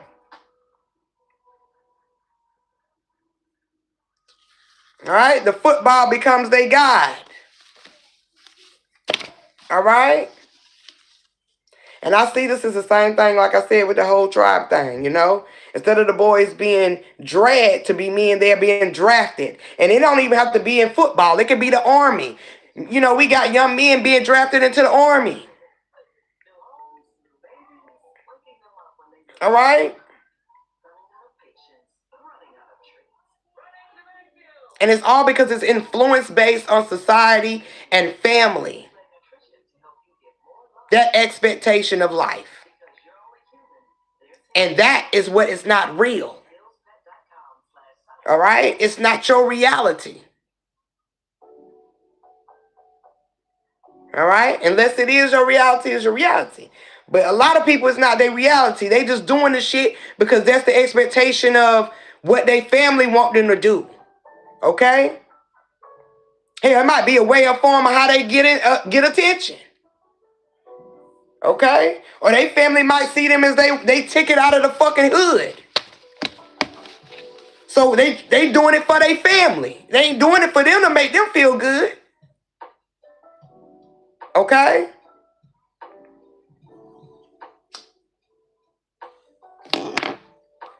Boys just want to be boys. All right? Girls just want to be girls. It's not all, it's a lot of us be a little, a lot of people, even myself, has been grown a little too early. Okay? When I should have been just a kid. And that happens a lot in this reality, in this existence. Peace, sis. What's good? All right? He just wanted to be a kid. All right? And a lot of kids be grown up too fast because of the family expectation and society's expectation. Okay? All right? All right? He also mentions that, like I said, the football is the same thing. It's not, the boys being dragged, instead they're being drafted. And the guys sit in the sky boxes, okay? The team owners, that's they guys, okay? They playing in their church, okay? On the field, okay? He mentions that the guys sit in the sky boxes, okay?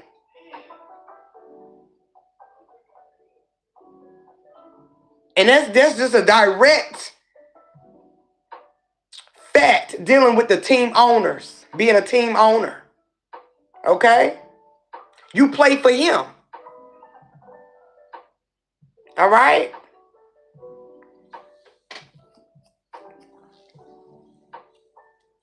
All right? Greatness takes more than talent and hard work.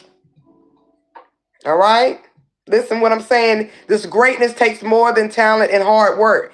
It's about surviving the transition of who you used to be. That's what greatness is. Okay? Yep, the elite. Sitting up there in them sky boxes. Okay? And a lot of people don't understand how much energy they be giving them. How much praise you be giving them. Oh, it's the elite. Okay? It's the Illuminati. They doing this. They putting these rituals. They do. You putting too much power in these motherfuckers' hands. Okay? But greatness takes more than just talent and hard work, okay? It's about surviving the transition or the transformation of who you used to be. This is what greatness is about. It ain't about no fucking talent, all right?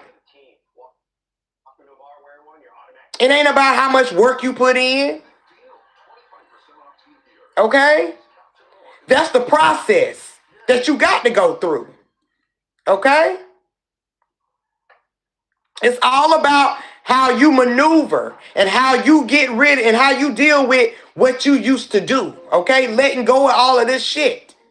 Okay? Burying the old you, becoming the new you. All right?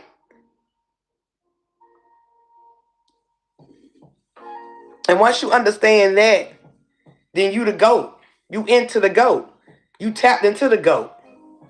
Okay? Because now you understand that the GOAT is God of all things. All right? Okay? The last thing that Cam said his dad say to him, and goes back to when I was talking about this brain trauma at the beginning. So we know we're going to be already entering some trauma. We entering the root.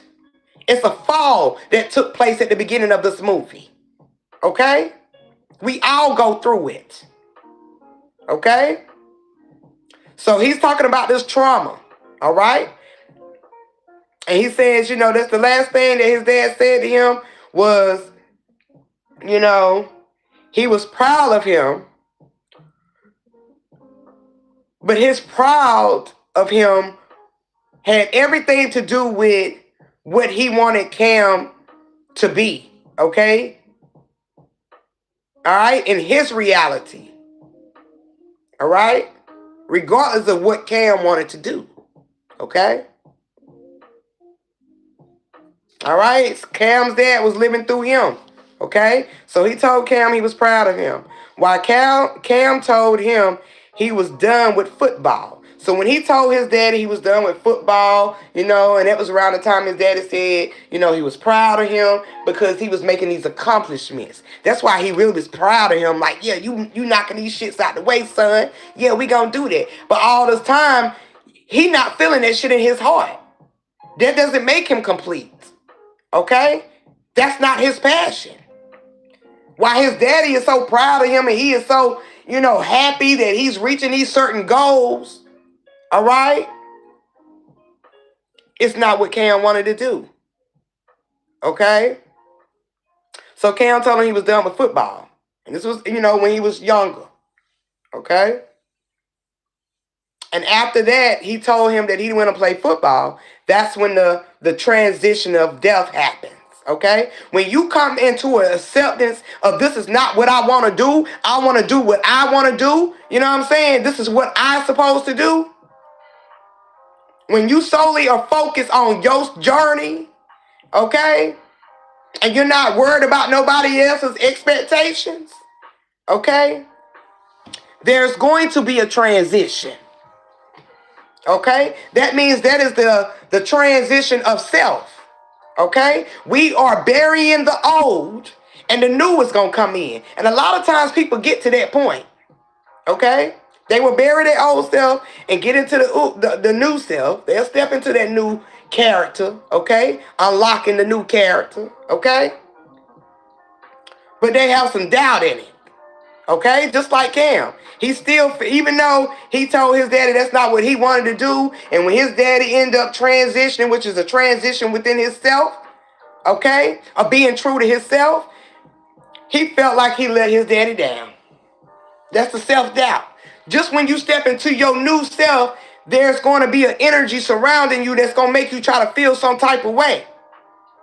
Anytime you're moving into a right direction, dealing with you, okay?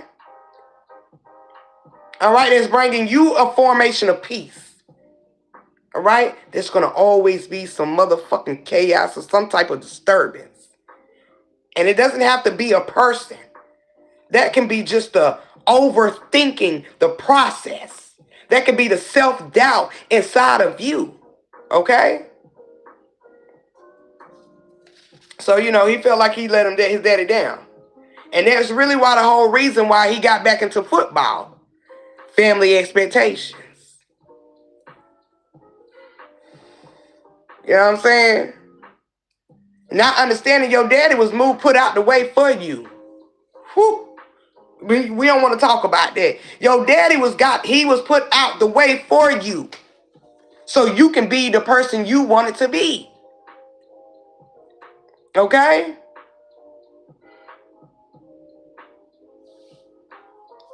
All right? He talked about how the field becomes his safe place. It really didn't become your safe place. It became a trauma bond to you. Okay? That's what happened. It didn't become his safe place. A lot of people say that becomes your trauma bonding. Okay? Something you're bonding to because you're traumatized by it. And you feel like it makes you safe, but in reality, it's only holding you back. It's only holding you back. Okay? No matter how much you think you're going to be great in the game, it's still holding you back from your true potential of what you're supposed to be doing with you. All right? For you. All right? It's only holding you back from saving your own self. Okay? You trying to save a family and save your family out for high expectations when it's supposed to be about you saving you. All right? So I see that as a sacrifice as well, because I know people talk about that too, about, that he was sacrificed by the elite. I understand the elite deals with enlightenment, okay? Illuminati enlightenment, okay? Elite is the code, okay? The Illuminati is the enlightenment of oneself, okay? So even if you look at it as a sacrifice, it was a sacrifice made so you, okay, can keep on pushing through into the new you. Okay? You ain't supposed to trickle back. Okay? You ain't supposed to have no regrets. You said it. I don't want to play football. I don't have the passion for it. Okay? We trying to fill somebody else's shoes and not even filling our own shoes. Okay? All right. So, to me, like I said, that becomes a trauma bond in a way, That is how, he say he's coping with it, but it's a coping mechanism in a way of trauma bonding. Okay? All right? In that sense, he talk about how he felt like his daddy died, for him to play football. That was the wrong message, baby. He gained it wrong. Okay, your daddy transitioned so you can evolve in your own journey, so you can connect with yourself. Okay, sometimes our parents can be a blockage into what we want to do. All right, or other people can be a blockage in your way. All right, but ultimately it becomes you in your own fucking way because you're allowing this to be the blockage. Okay. All right. So right after that scene right there, he had that talk and this shit right here, y'all blew my fucking mind. But it is what it is. Okay. Because we already know what's happening. Okay. Let's recap. You day one is fun. Okay. Everything is cool and game when you start to transform into this new era of your life. Okay. But you also see that you're going to have to face some shit in your heart. You're going to have to get rid of some shit. You're going to have to clean house. Okay? And then you go into day two with the leadership. Okay? That means you're going to have to lead yourself through all these relationships, all these ships, just to get through you. To get through for you. Okay? Leading thyself. Okay? And then you go through this resilience and understanding that I'm going to do what I want to do. Okay? All right? I have the power and the strength, and I can see, what I am supposed to do. Okay? Clarity starts to come. All right? And then you get into the visions. Now we got this vision. What you want to do. Okay? You're tapping into your visions, your reality. Okay? You stepping into that. And the whole time you going through this process, right? The whole time you going through this process, right? You're still going through the heart. Because this is what it's all about. All right? And you are reflecting on the roots. Okay? You're reflecting on the roots that is connected, okay, to you in your foundation, in your space. Okay? So you're facing all of these lessons, okay? And it leads up to him in a scene where it's the Last Supper. The Last Supper. I said supper, y'all. It might have meant it came out that way. The Last Supper. It might have been meant to come out that way. Because, hell, this Last Supper, okay, is definitely in that energy of, this is the last suffering, okay? All right, we getting somewhere. All right? So they have the scene, and it's very symbolic to the Last Supper with him in the middle and all of these other, okay? They're supposed to be, shit, I can't even get the name, y'all. Hold up.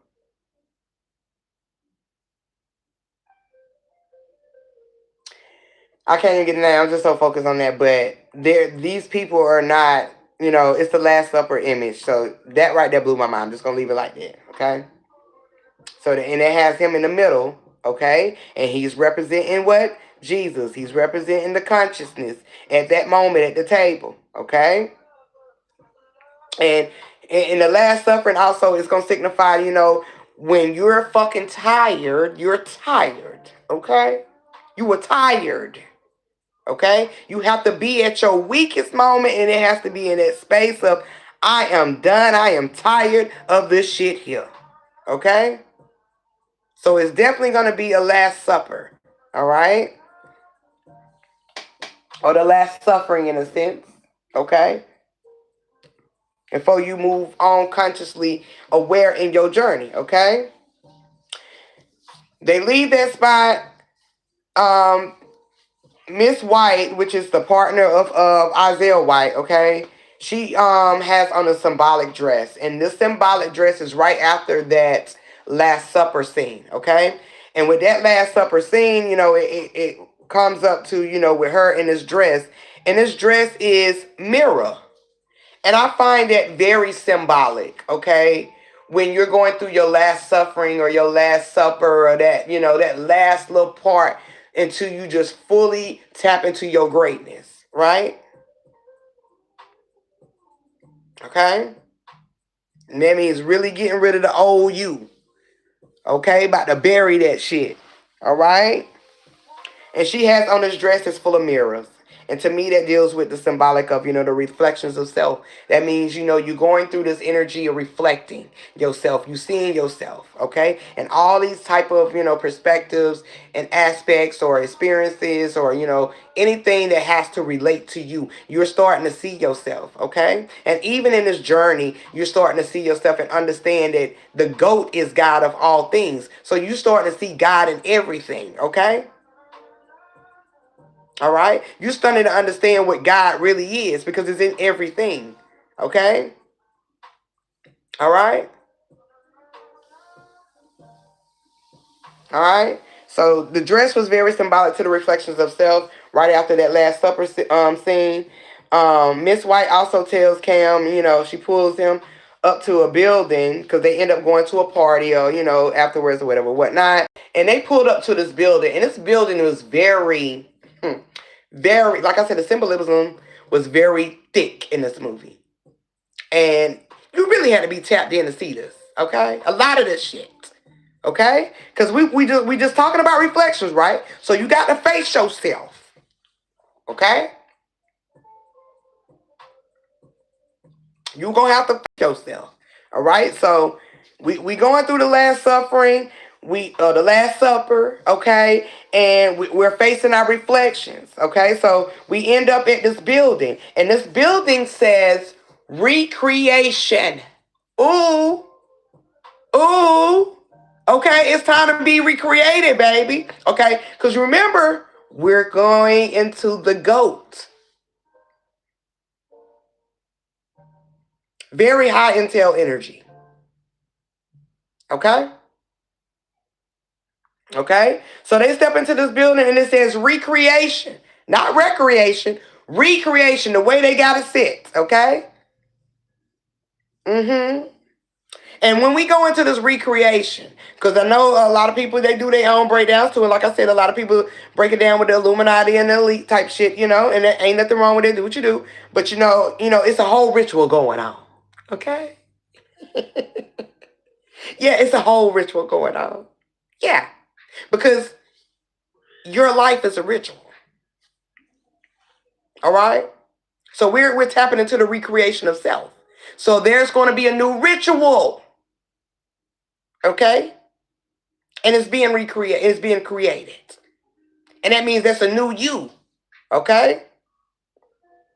Every time that you evolve, every time that you transform or transition into a greater version of yourself, that is a new ritual. Okay? Because remember, his name is Cameron Cade. And to me, Cameron is the new code. Okay? And also Cam, they call him Cam. They don't really call him Cameron in the movie. They call him Cam. And to me, that deals with a new vision. Okay? Dealing with the cam. Okay? The camera. A new vision. Because they already said he was a new vision. Okay? A new reality. A new outlook. A new view on life. Okay? All of this is symbolic to you. All right? And especially Cam. Okay? He's going through the process to be great. Okay? All right? So, they pull up to that building and say, recreation. All right? When he get in there, you know, like I said, it's a whole ritual going on. The doctor is in there, okay? And the doctor says to him, I thirst, and by taking a sip of wine, it is finished.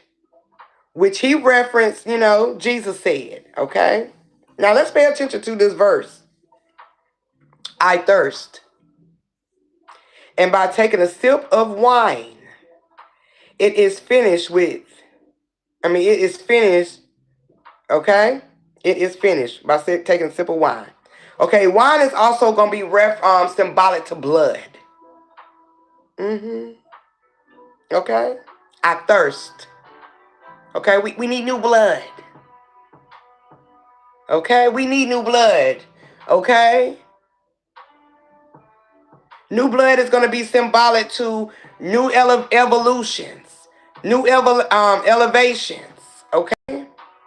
You evolving. Okay? The DNA changing.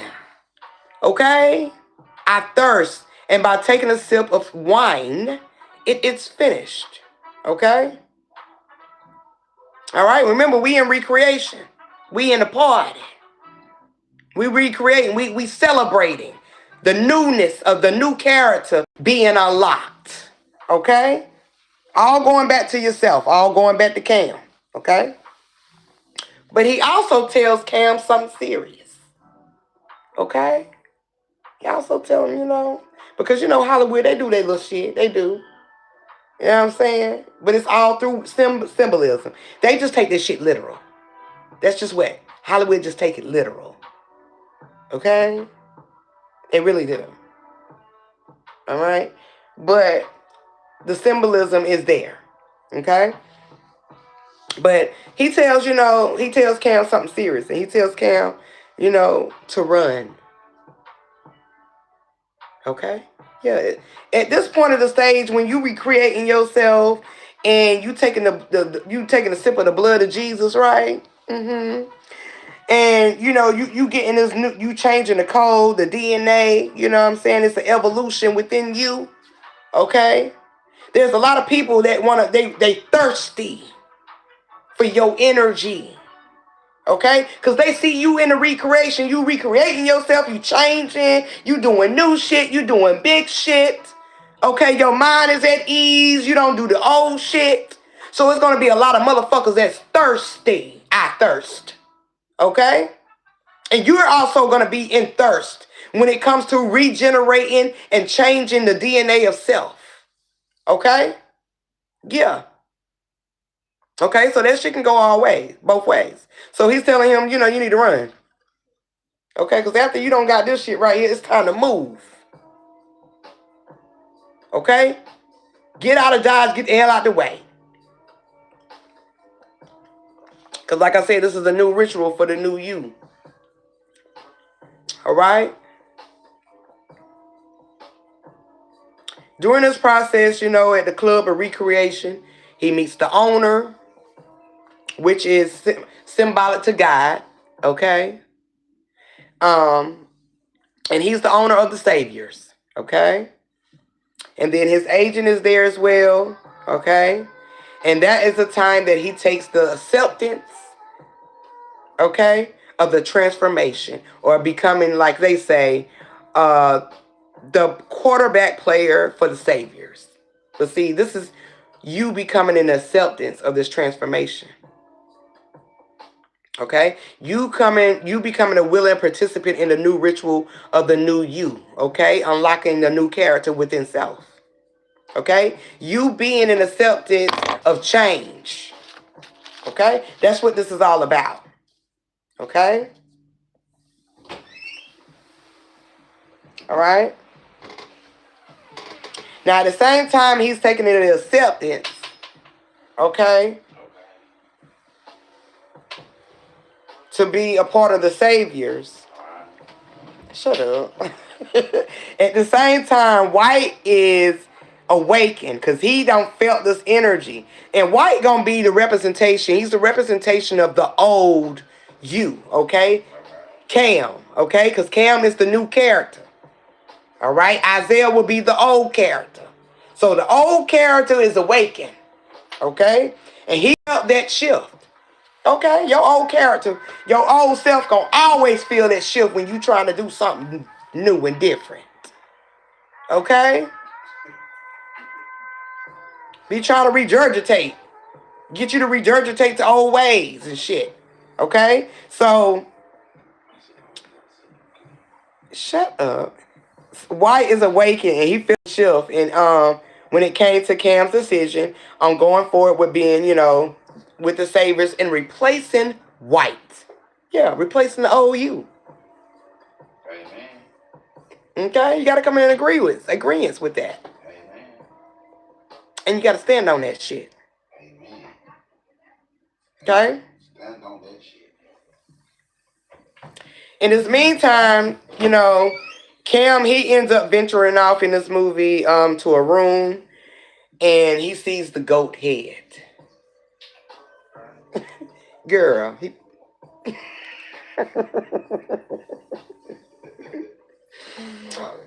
you need to get out of here. That's what the hell you need to do. Just get out of here. I don't need you as a backup.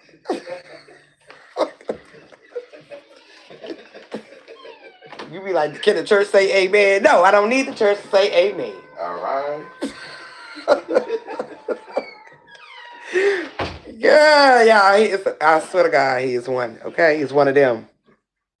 Okay, but he feels this energy. He feels the shift. Your old self gonna feel the shift when you trying to be something great. Okay, but Cam ends up venturing off to this room and he ends up seeing the goat head. All right, and I'm just gonna leave it at that because there's some more shit to that, but it has nothing to do with the divine message. Okay, because like I said, it's always a sacrifice. Okay, to you being great.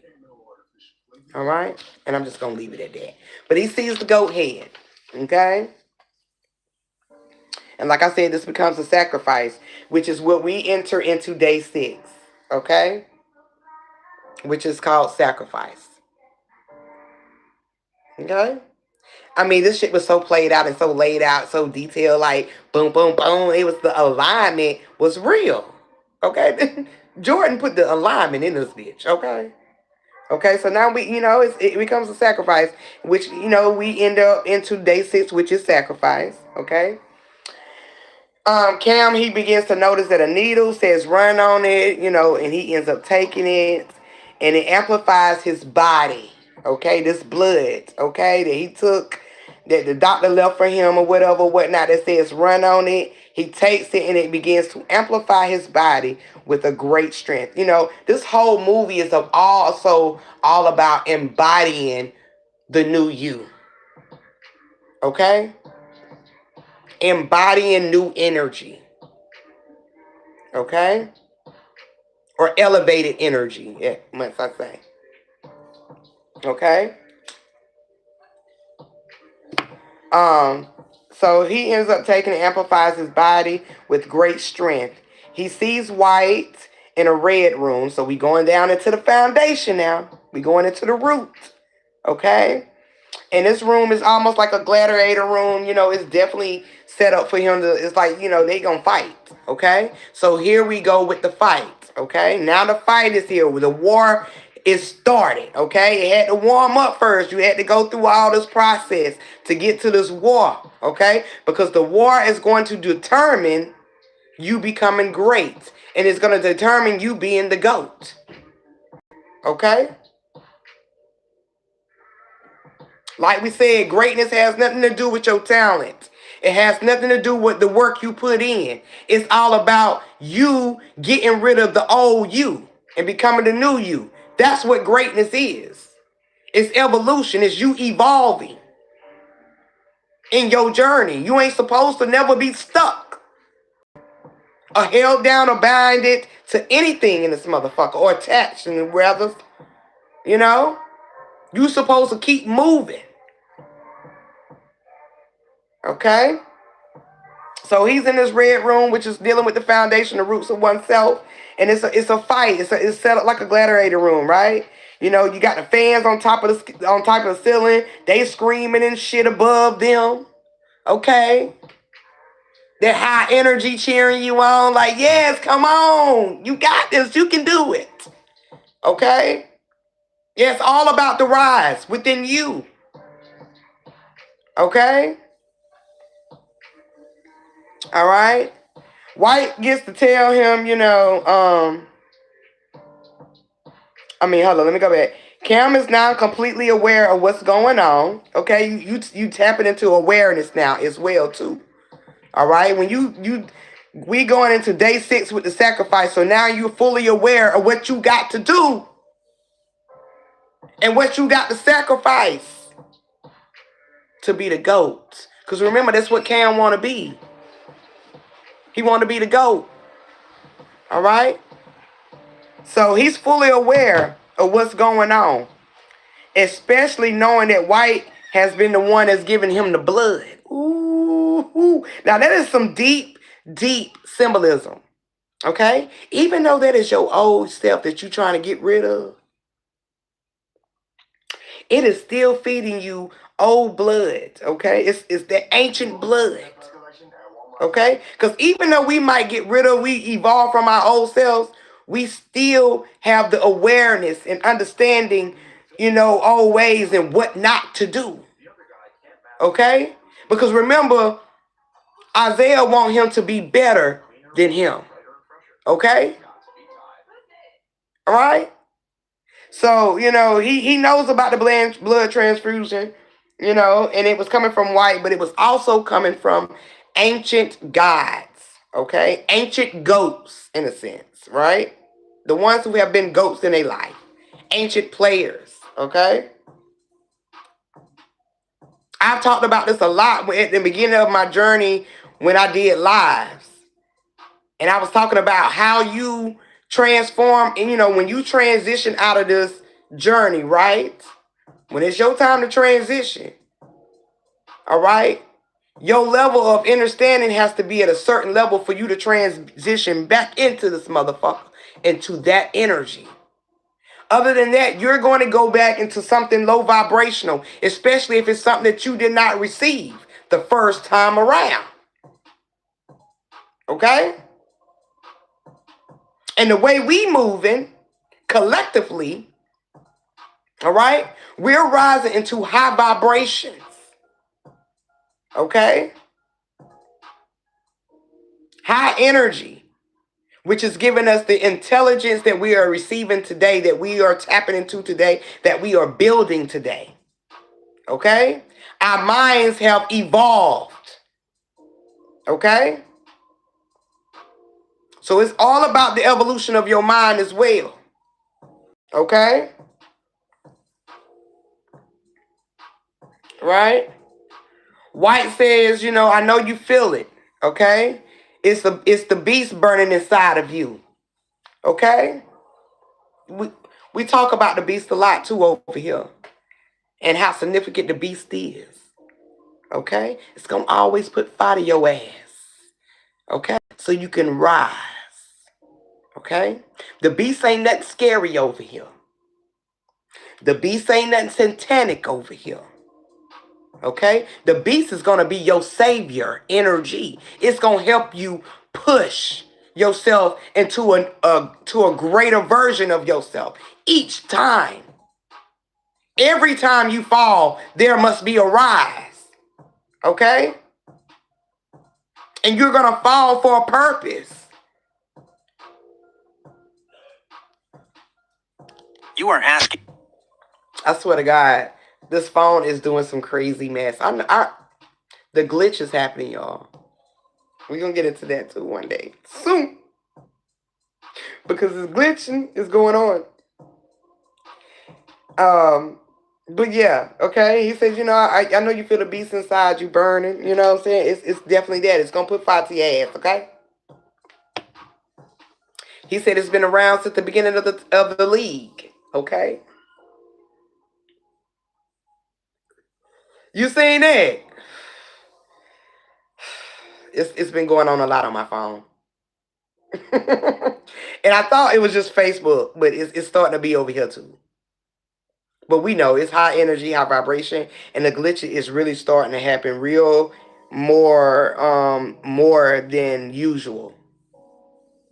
So I'm pretty sure y'all probably already detecting it on certain apps already. Okay? Internet acting a fool already. It's the glitch. It's happening. Okay? But he says that this has been around since the beginning of the league. And we know this is going to be the beginning of times that he's talking about, the leading of thyself, oneself, okay? The league of sale, okay? It's the beginning of times, is what he's talking about. Okay? Seers of the glitch in this bitch. Always. Okay? And I got my shirts coming near you. Soon, baby. Okay? I just need to get them printed out, y'all. But he also, says, it's been around since the beginning of time, like I said. And he said, whoever has it is the chosen one. And y'all know how I feel about that chosen one word. Is motherfuckers really trying to label themselves like they better than the motherfucker. But in reality, the chosen one deals with the connection to oneself. That's what it is. Okay? That's exactly what it is. Okay? It's all about having that internal, that divine alignment of connection within you. Okay? All right? You choosing you. You ain't no better than nobody out because we all chosen to do something in this bitch. Whether it's high vibrational or low vibrational or midpoint in the midway in this bitch. We all chosen. But it's all about what you're choosing to do. Okay? This boils down to choice. Okay? Cause and effect. All right? That's what the chosen one energy deals with. Okay? If you don't believe, it's all about, if you don't believe me, watch The Matrix again. It talks about the chosen one. Neo was the one. What do one symbolize? Self. Oneness. Within self. Okay? And we've all been chosen for something. Okay? So you calling yourself chosen one don't make you better than no motherfucking body. You just chose to do something else. Okay? All right? But he says, only the chosen ones has it. Okay? And the one to bring salvation to people, whoever has it, is the GOAT. All right? We're talking about the salvation to people. As they're going to be a savior to somebody. You're going to be a savior to somebody. I mean, not saying that we might not be out here saving lives, because we is. But it solely deals with you having salvation, dealing with yourself, within yourself.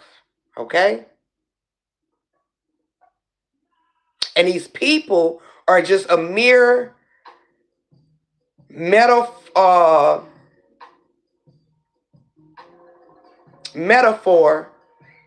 for sales. Okay?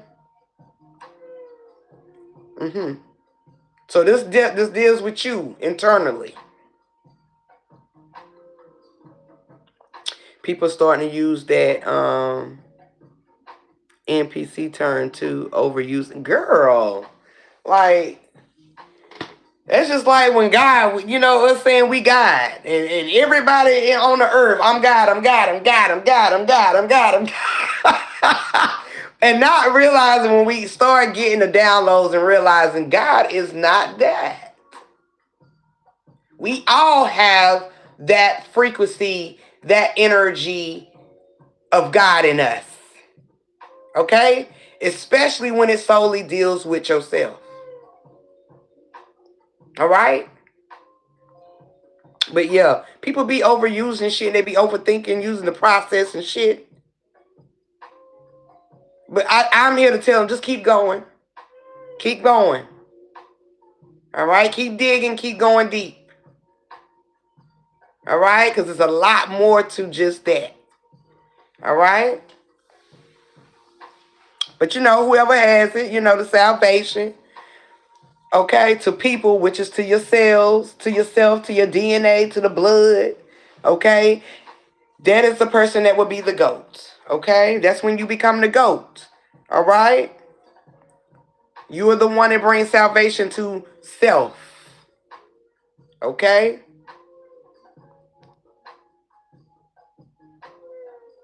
All right, and we can also see people as other reflections of you, okay, as well,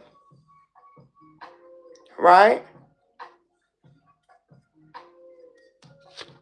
So basically, it can only be one, okay, that's going to come out on top. When it's the self versus self, it's only one that's going to be out, okay? Is it going to be your dark? Is it going to be your light? All right, which one is going to be the one, okay, that's going to lead you, okay? All right, because the GOAT can go both ways. It can be high vibrational, it can be low, okay? Well, it all depends on what type of GOAT you want to be. All right? Do you want to be the Billy Goat Gruff? Or do you want to be the one, the GOAT? Okay? The champ. Okay? All right? So it can only be one. All right? They begin to fight. They do their thing. Okay? They get it on. All right? You got to fight for your position. All right? You got to understand that I am the I am. Okay? I am him. Okay? You got to understand all of this. I am him. I am God, in a sense. I am the football. I am the God. I mean, the game, not the God. But I am the game, okay? I am all things. Okay? All right? So they going through it. This is the war within. All right? You got to fight. All right? It's going to be the light versus the cam or the vision or the eye. There's going to be the light and the darkness. Okay? Cam eventually ends up asking him, do he knows the opposite of a savior? Okay? And, White says no. I don't know. I don't know. In the midst of them fighting or whatever, he asks him, do you know the opposite of a savior? He says no. He said it's a mascot.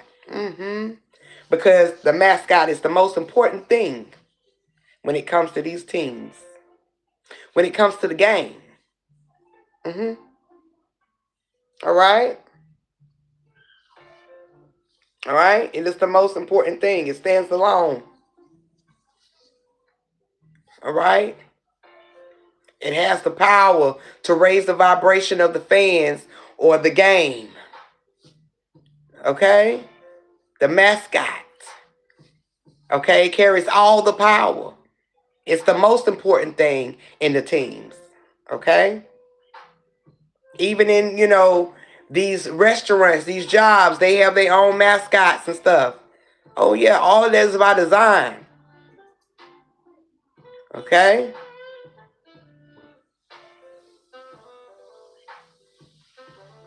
Right? And it's also can be, broken down into a mask. Okay? This is also dealing with a new you as well. Okay? All right? So White, he ends up being defeated. Of course, you got to get rid of your old self. It has to go. All right? And Cam ends up coming through the tunnel. Yeah, that whole tunnel, coming through the tunnel into the light, is all symbolic to a rebirth. Okay? From darkness to light. Okay? He's going to be the next GOAT, the light. Okay? The old light is buried. And I hope y'all know this. It was many sons. Okay? All right? Before you get to the one you got today. All right? So he comes through the tunnel, with the black and the white checkerboard. There's that symbolic energy again. I know a lot of people will tap into that. Is dealing with, the Illuminati and it's the ritual, la la la la. But the black and white deals with the balance of you. Your dark and your light, yin and the yang. Okay? You being at your 0 point. All right? Balanced. Okay? Also, being whole. Okay? The complete 360, the 9. Okay? Remember, he has 9 stitches. There's 9 stitches on the football. Okay? So you're at completion. All right? When he's walking through this tunnel with the black and white checkerboard and walking into the field of the light, which is the church, as he say, okay, where they are chanting the Star Spangled Banner. And it's the Star Spangled Banner that they are chanting is an ancient Star Spangled Banner. Okay? It's not today's Star Spangled Banner. Okay?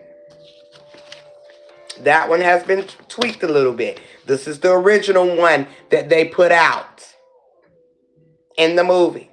The first one, the origin. Okay? So they're chanting this as he comes out.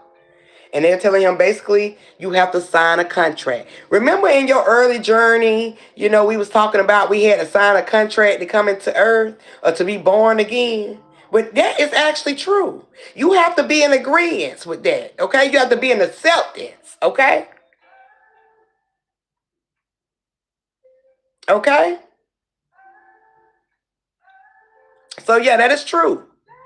But they telling him, you have to sign this contract to receive your gifts. Remember the gift, you are the gift. The new you will be the gift. But of course, in the movie, they will have it as, him coming into the game, a part of the Savior's team, and, he getting this fame and fortune and bullshit. That's the illusion that they're feeding you through the movies. The truth is that you are the gift. That's what you were received. Being reborn again. Okay? Being recreated.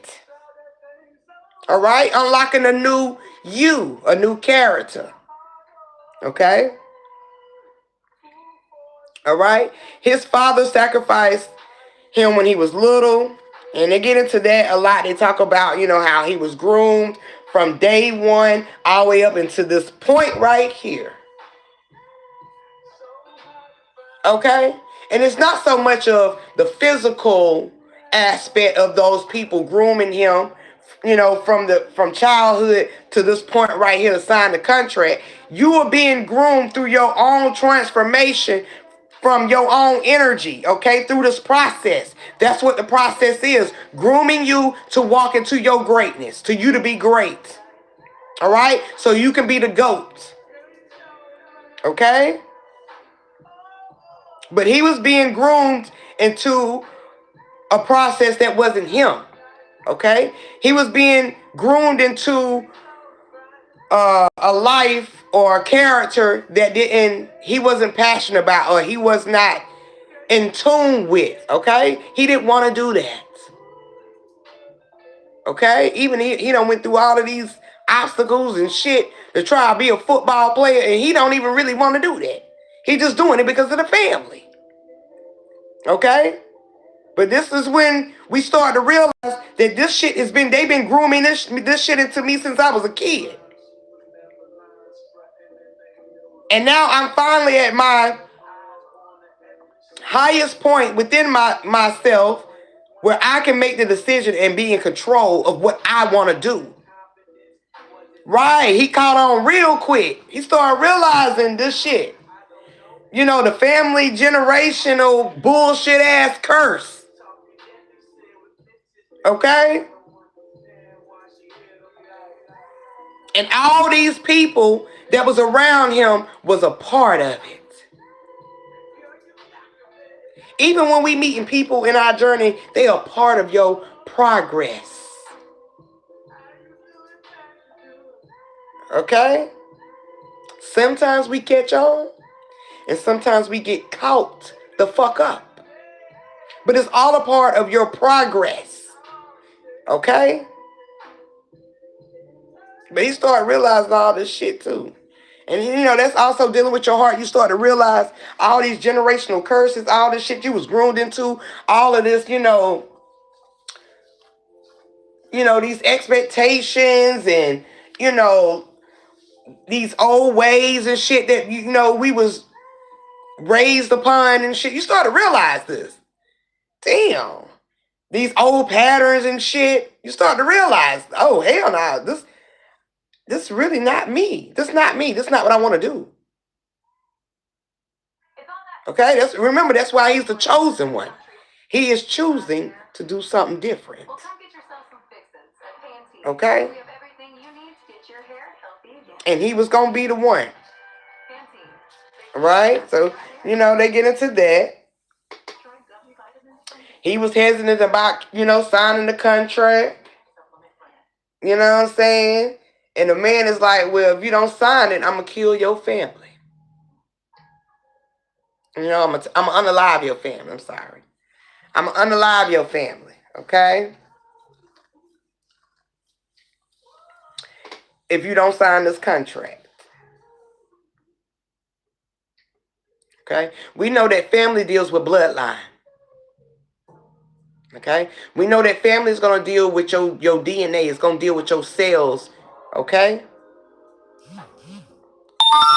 Okay? So he wasn't willing to take that risk. In a sense. Okay? So that was a threat. What you mean? Okay? What you mean you going unalive? Hell nah. I'm coming to change the code on this shit. All right? I don't went through recreation. I don't sacrifice a lot to get here. I'd be damn if I allow you to take out, the sales of my reflections or my family, right? But, we have obligations we feel like we have to subdue to even, by threats, okay? But, Cam wasn't having it. Okay? See, that's that old energy trying to stop you from becoming a GOAT. Okay? It starts to threaten your family. Okay? It starts to take tolls on your family. Okay? Trying to be great. Okay? All right? Cam ends up tapping in, baby. And when he taps in, okay, let the games begin. And that's all I'm going to say on that part. Okay? That's all I'm going to say on that part, because I don't want y'all to, I ain't going to really get into the end, because that's the ending part. But, let the new games begin. Okay? All right? He done destroyed his old self. Okay? He done got rid of the old ritual. All right? He done recreated the record, which is a new ritual. All right? It's a new code being instilled. All right? All right? He is the GOAT. Okay?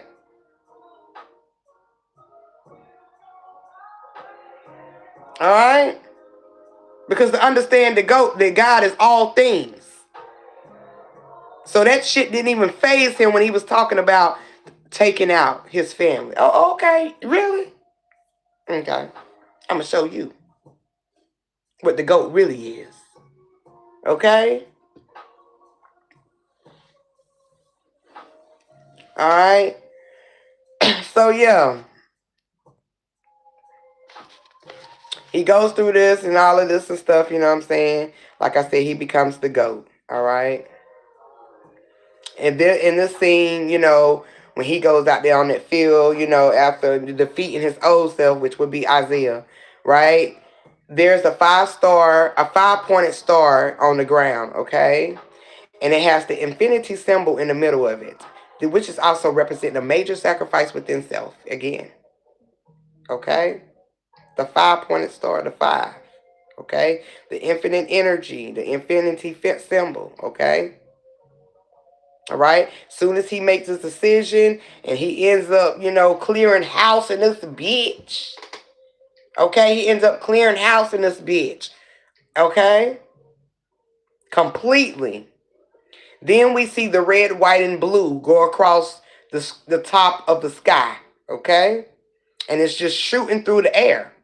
All right. We know the red, white, and blue deals with also the 3, which is the Trinity. Okay. The alignment is fulfilled. Everything is in line. Everything is in play. It is set in stone. Okay. All right. We know the 3 also deals with the Holy Trinity also, which is also dealing with your divine self. Okay. We also know that this red, white, and blue symbolizes fire, water, and light, or your spark. Okay? All right? This is how creation takes place. Okay? With all 3 of these elements, okay? That fire, water, and the light. Okay? Or that spark. As they would say, the Big Bang happens. That's the GOAT. Okay? All right? Like I said before, the 7 days, you know, him being there, his jersey being 7, this is all about the creation of oneself. That's what the 7 symbolizes. Okay? The pig, you know, they had on these pig masks in this movie as well. And it also represents if you look up the history dealing with the football and how they created the earlier football and stuff like that, you will see that they use pig skin. And also the pig is also used for a sacrifice as well. Okay? And a lot of rituals. Okay? And then we can look at the pig skin dealing with the skinned, okay? And then, you know, it's also in the Bible, you know, eating a pig and all of that's sin, okay? So that goes back to your skin, all right? Sacrificing the old self, okay? And we talked about the stitches. Also, the number 11 is also displayed in this movie, especially on the movie, it's not a thumbnail, but the movie's portrait, you know, the image for the movie when it's being, you know, promoted and stuff like that. There's the football field. The football field also represents number 11 as well. You can look that up too. You know, it's symbolic to that. And we know that 11, okay, and even though they, you know, it's like this, it's the touchdown, okay? We don't made touchdown, baby, okay? It's the 11. And, you know, the touchdown, you know, the ball going through would also be symbolic to a portal. But this is all about the self versus self, okay? And one coming out, which is going to be a touchdown, okay? And it also represents a cosmic birth as well, okay? Through a portal, like I said, okay? Like I said, they knew that this movie, it was kind of not coincidental that this movie came out during football season. Okay? They knew how to put this out. They knew when to put this out. And it definitely is all about the game. Okay? and recreating yourself throughout this journey, which is the game. Okay? And not feeling obligated to no one's expectations. All right? Except your own expectations. And filling your own shoes. Okay? And you have to always, you're going to have to go through the heart. Okay? To become the GOAT, you're going to have to go through healing. All right? You're going to have to get in control over your emotions. Because at one point in the movie, Isaiah called him an emotional little boy. Okay? Called Cam that. Okay? So you're going to have to get in control over your emotions. All right? Especially when you're going through this healing. All right? You're going to have to lead yourself through these ships, these relationships. Okay? These connections. And you're going to have to define which one. Look, they bringing me up. Sorry, y'all. This thing keep coming up. You're going to have to define, okay, what to let go and what not. Okay? Especially if it's not beneficial to you. All right? All right? Understanding that God is all thing and that is you. Okay? All right? You should never be limited to no one's expectations, especially this experience. Okay? It's all the evolution of oneself. And this is what him is all about. Okay? Working through one's trauma, working through one's transition, working through the expectations, working through the game. Okay? And these fanned out motherfuckers. Okay? There's energy vultures. Working through all of that. Okay? These crazed out fans. Okay? And becoming a greater version of you. Of yourself. Okay? And that's all I got, y'all. That's all I got. Okay? I had some other stuff to show y'all, but I said, Spirit said, we just gonna keep it sweet and nice with this right here, this little booklet. So, yeah. If y'all haven't watched the movie, watch it. Let me know how y'all, what you think about it. Comment below if you've watched it. Also, like and subscribe and share, y'all. Y'all know how we do over here, because it's a totally different scene. But yeah, y'all. Let me know when you watch it, what you think about it. Okay? And we can converse in the comments. But I'm going to get up out of here, y'all. It's been a good one. I enjoyed watching this movie. I watched it twice. Like I said, Jordan Peele did his thing. It's a lot of symbolism in it. The divine message is there. Okay? Very thick, too. Okay? It's there. Very detailed for you. Okay? It even has its own days. So, yeah. It's a must-see film. And, from my my experience watching it definitely it's a must watch. Okay? But like I said, y'all, if you're into decode and you're into understanding symbolism, this is definitely the film for you. It's not for everybody. Because you definitely have to be tapped in. But I'm gonna get up out of here, and as always, like I said, it's been a great one. I love y'all, and I will be back as soon as possible. Soon. Okay? Very soon. Let me see what my schedule look like. But I'm going to be back very soon. I might come back tomorrow. What's today? Monday? Sunday? I don't know. I might not be back tomorrow. But I'll be back very soon. As always, love, peace, and oneness. And I will talk to y'all on the next one. Peace.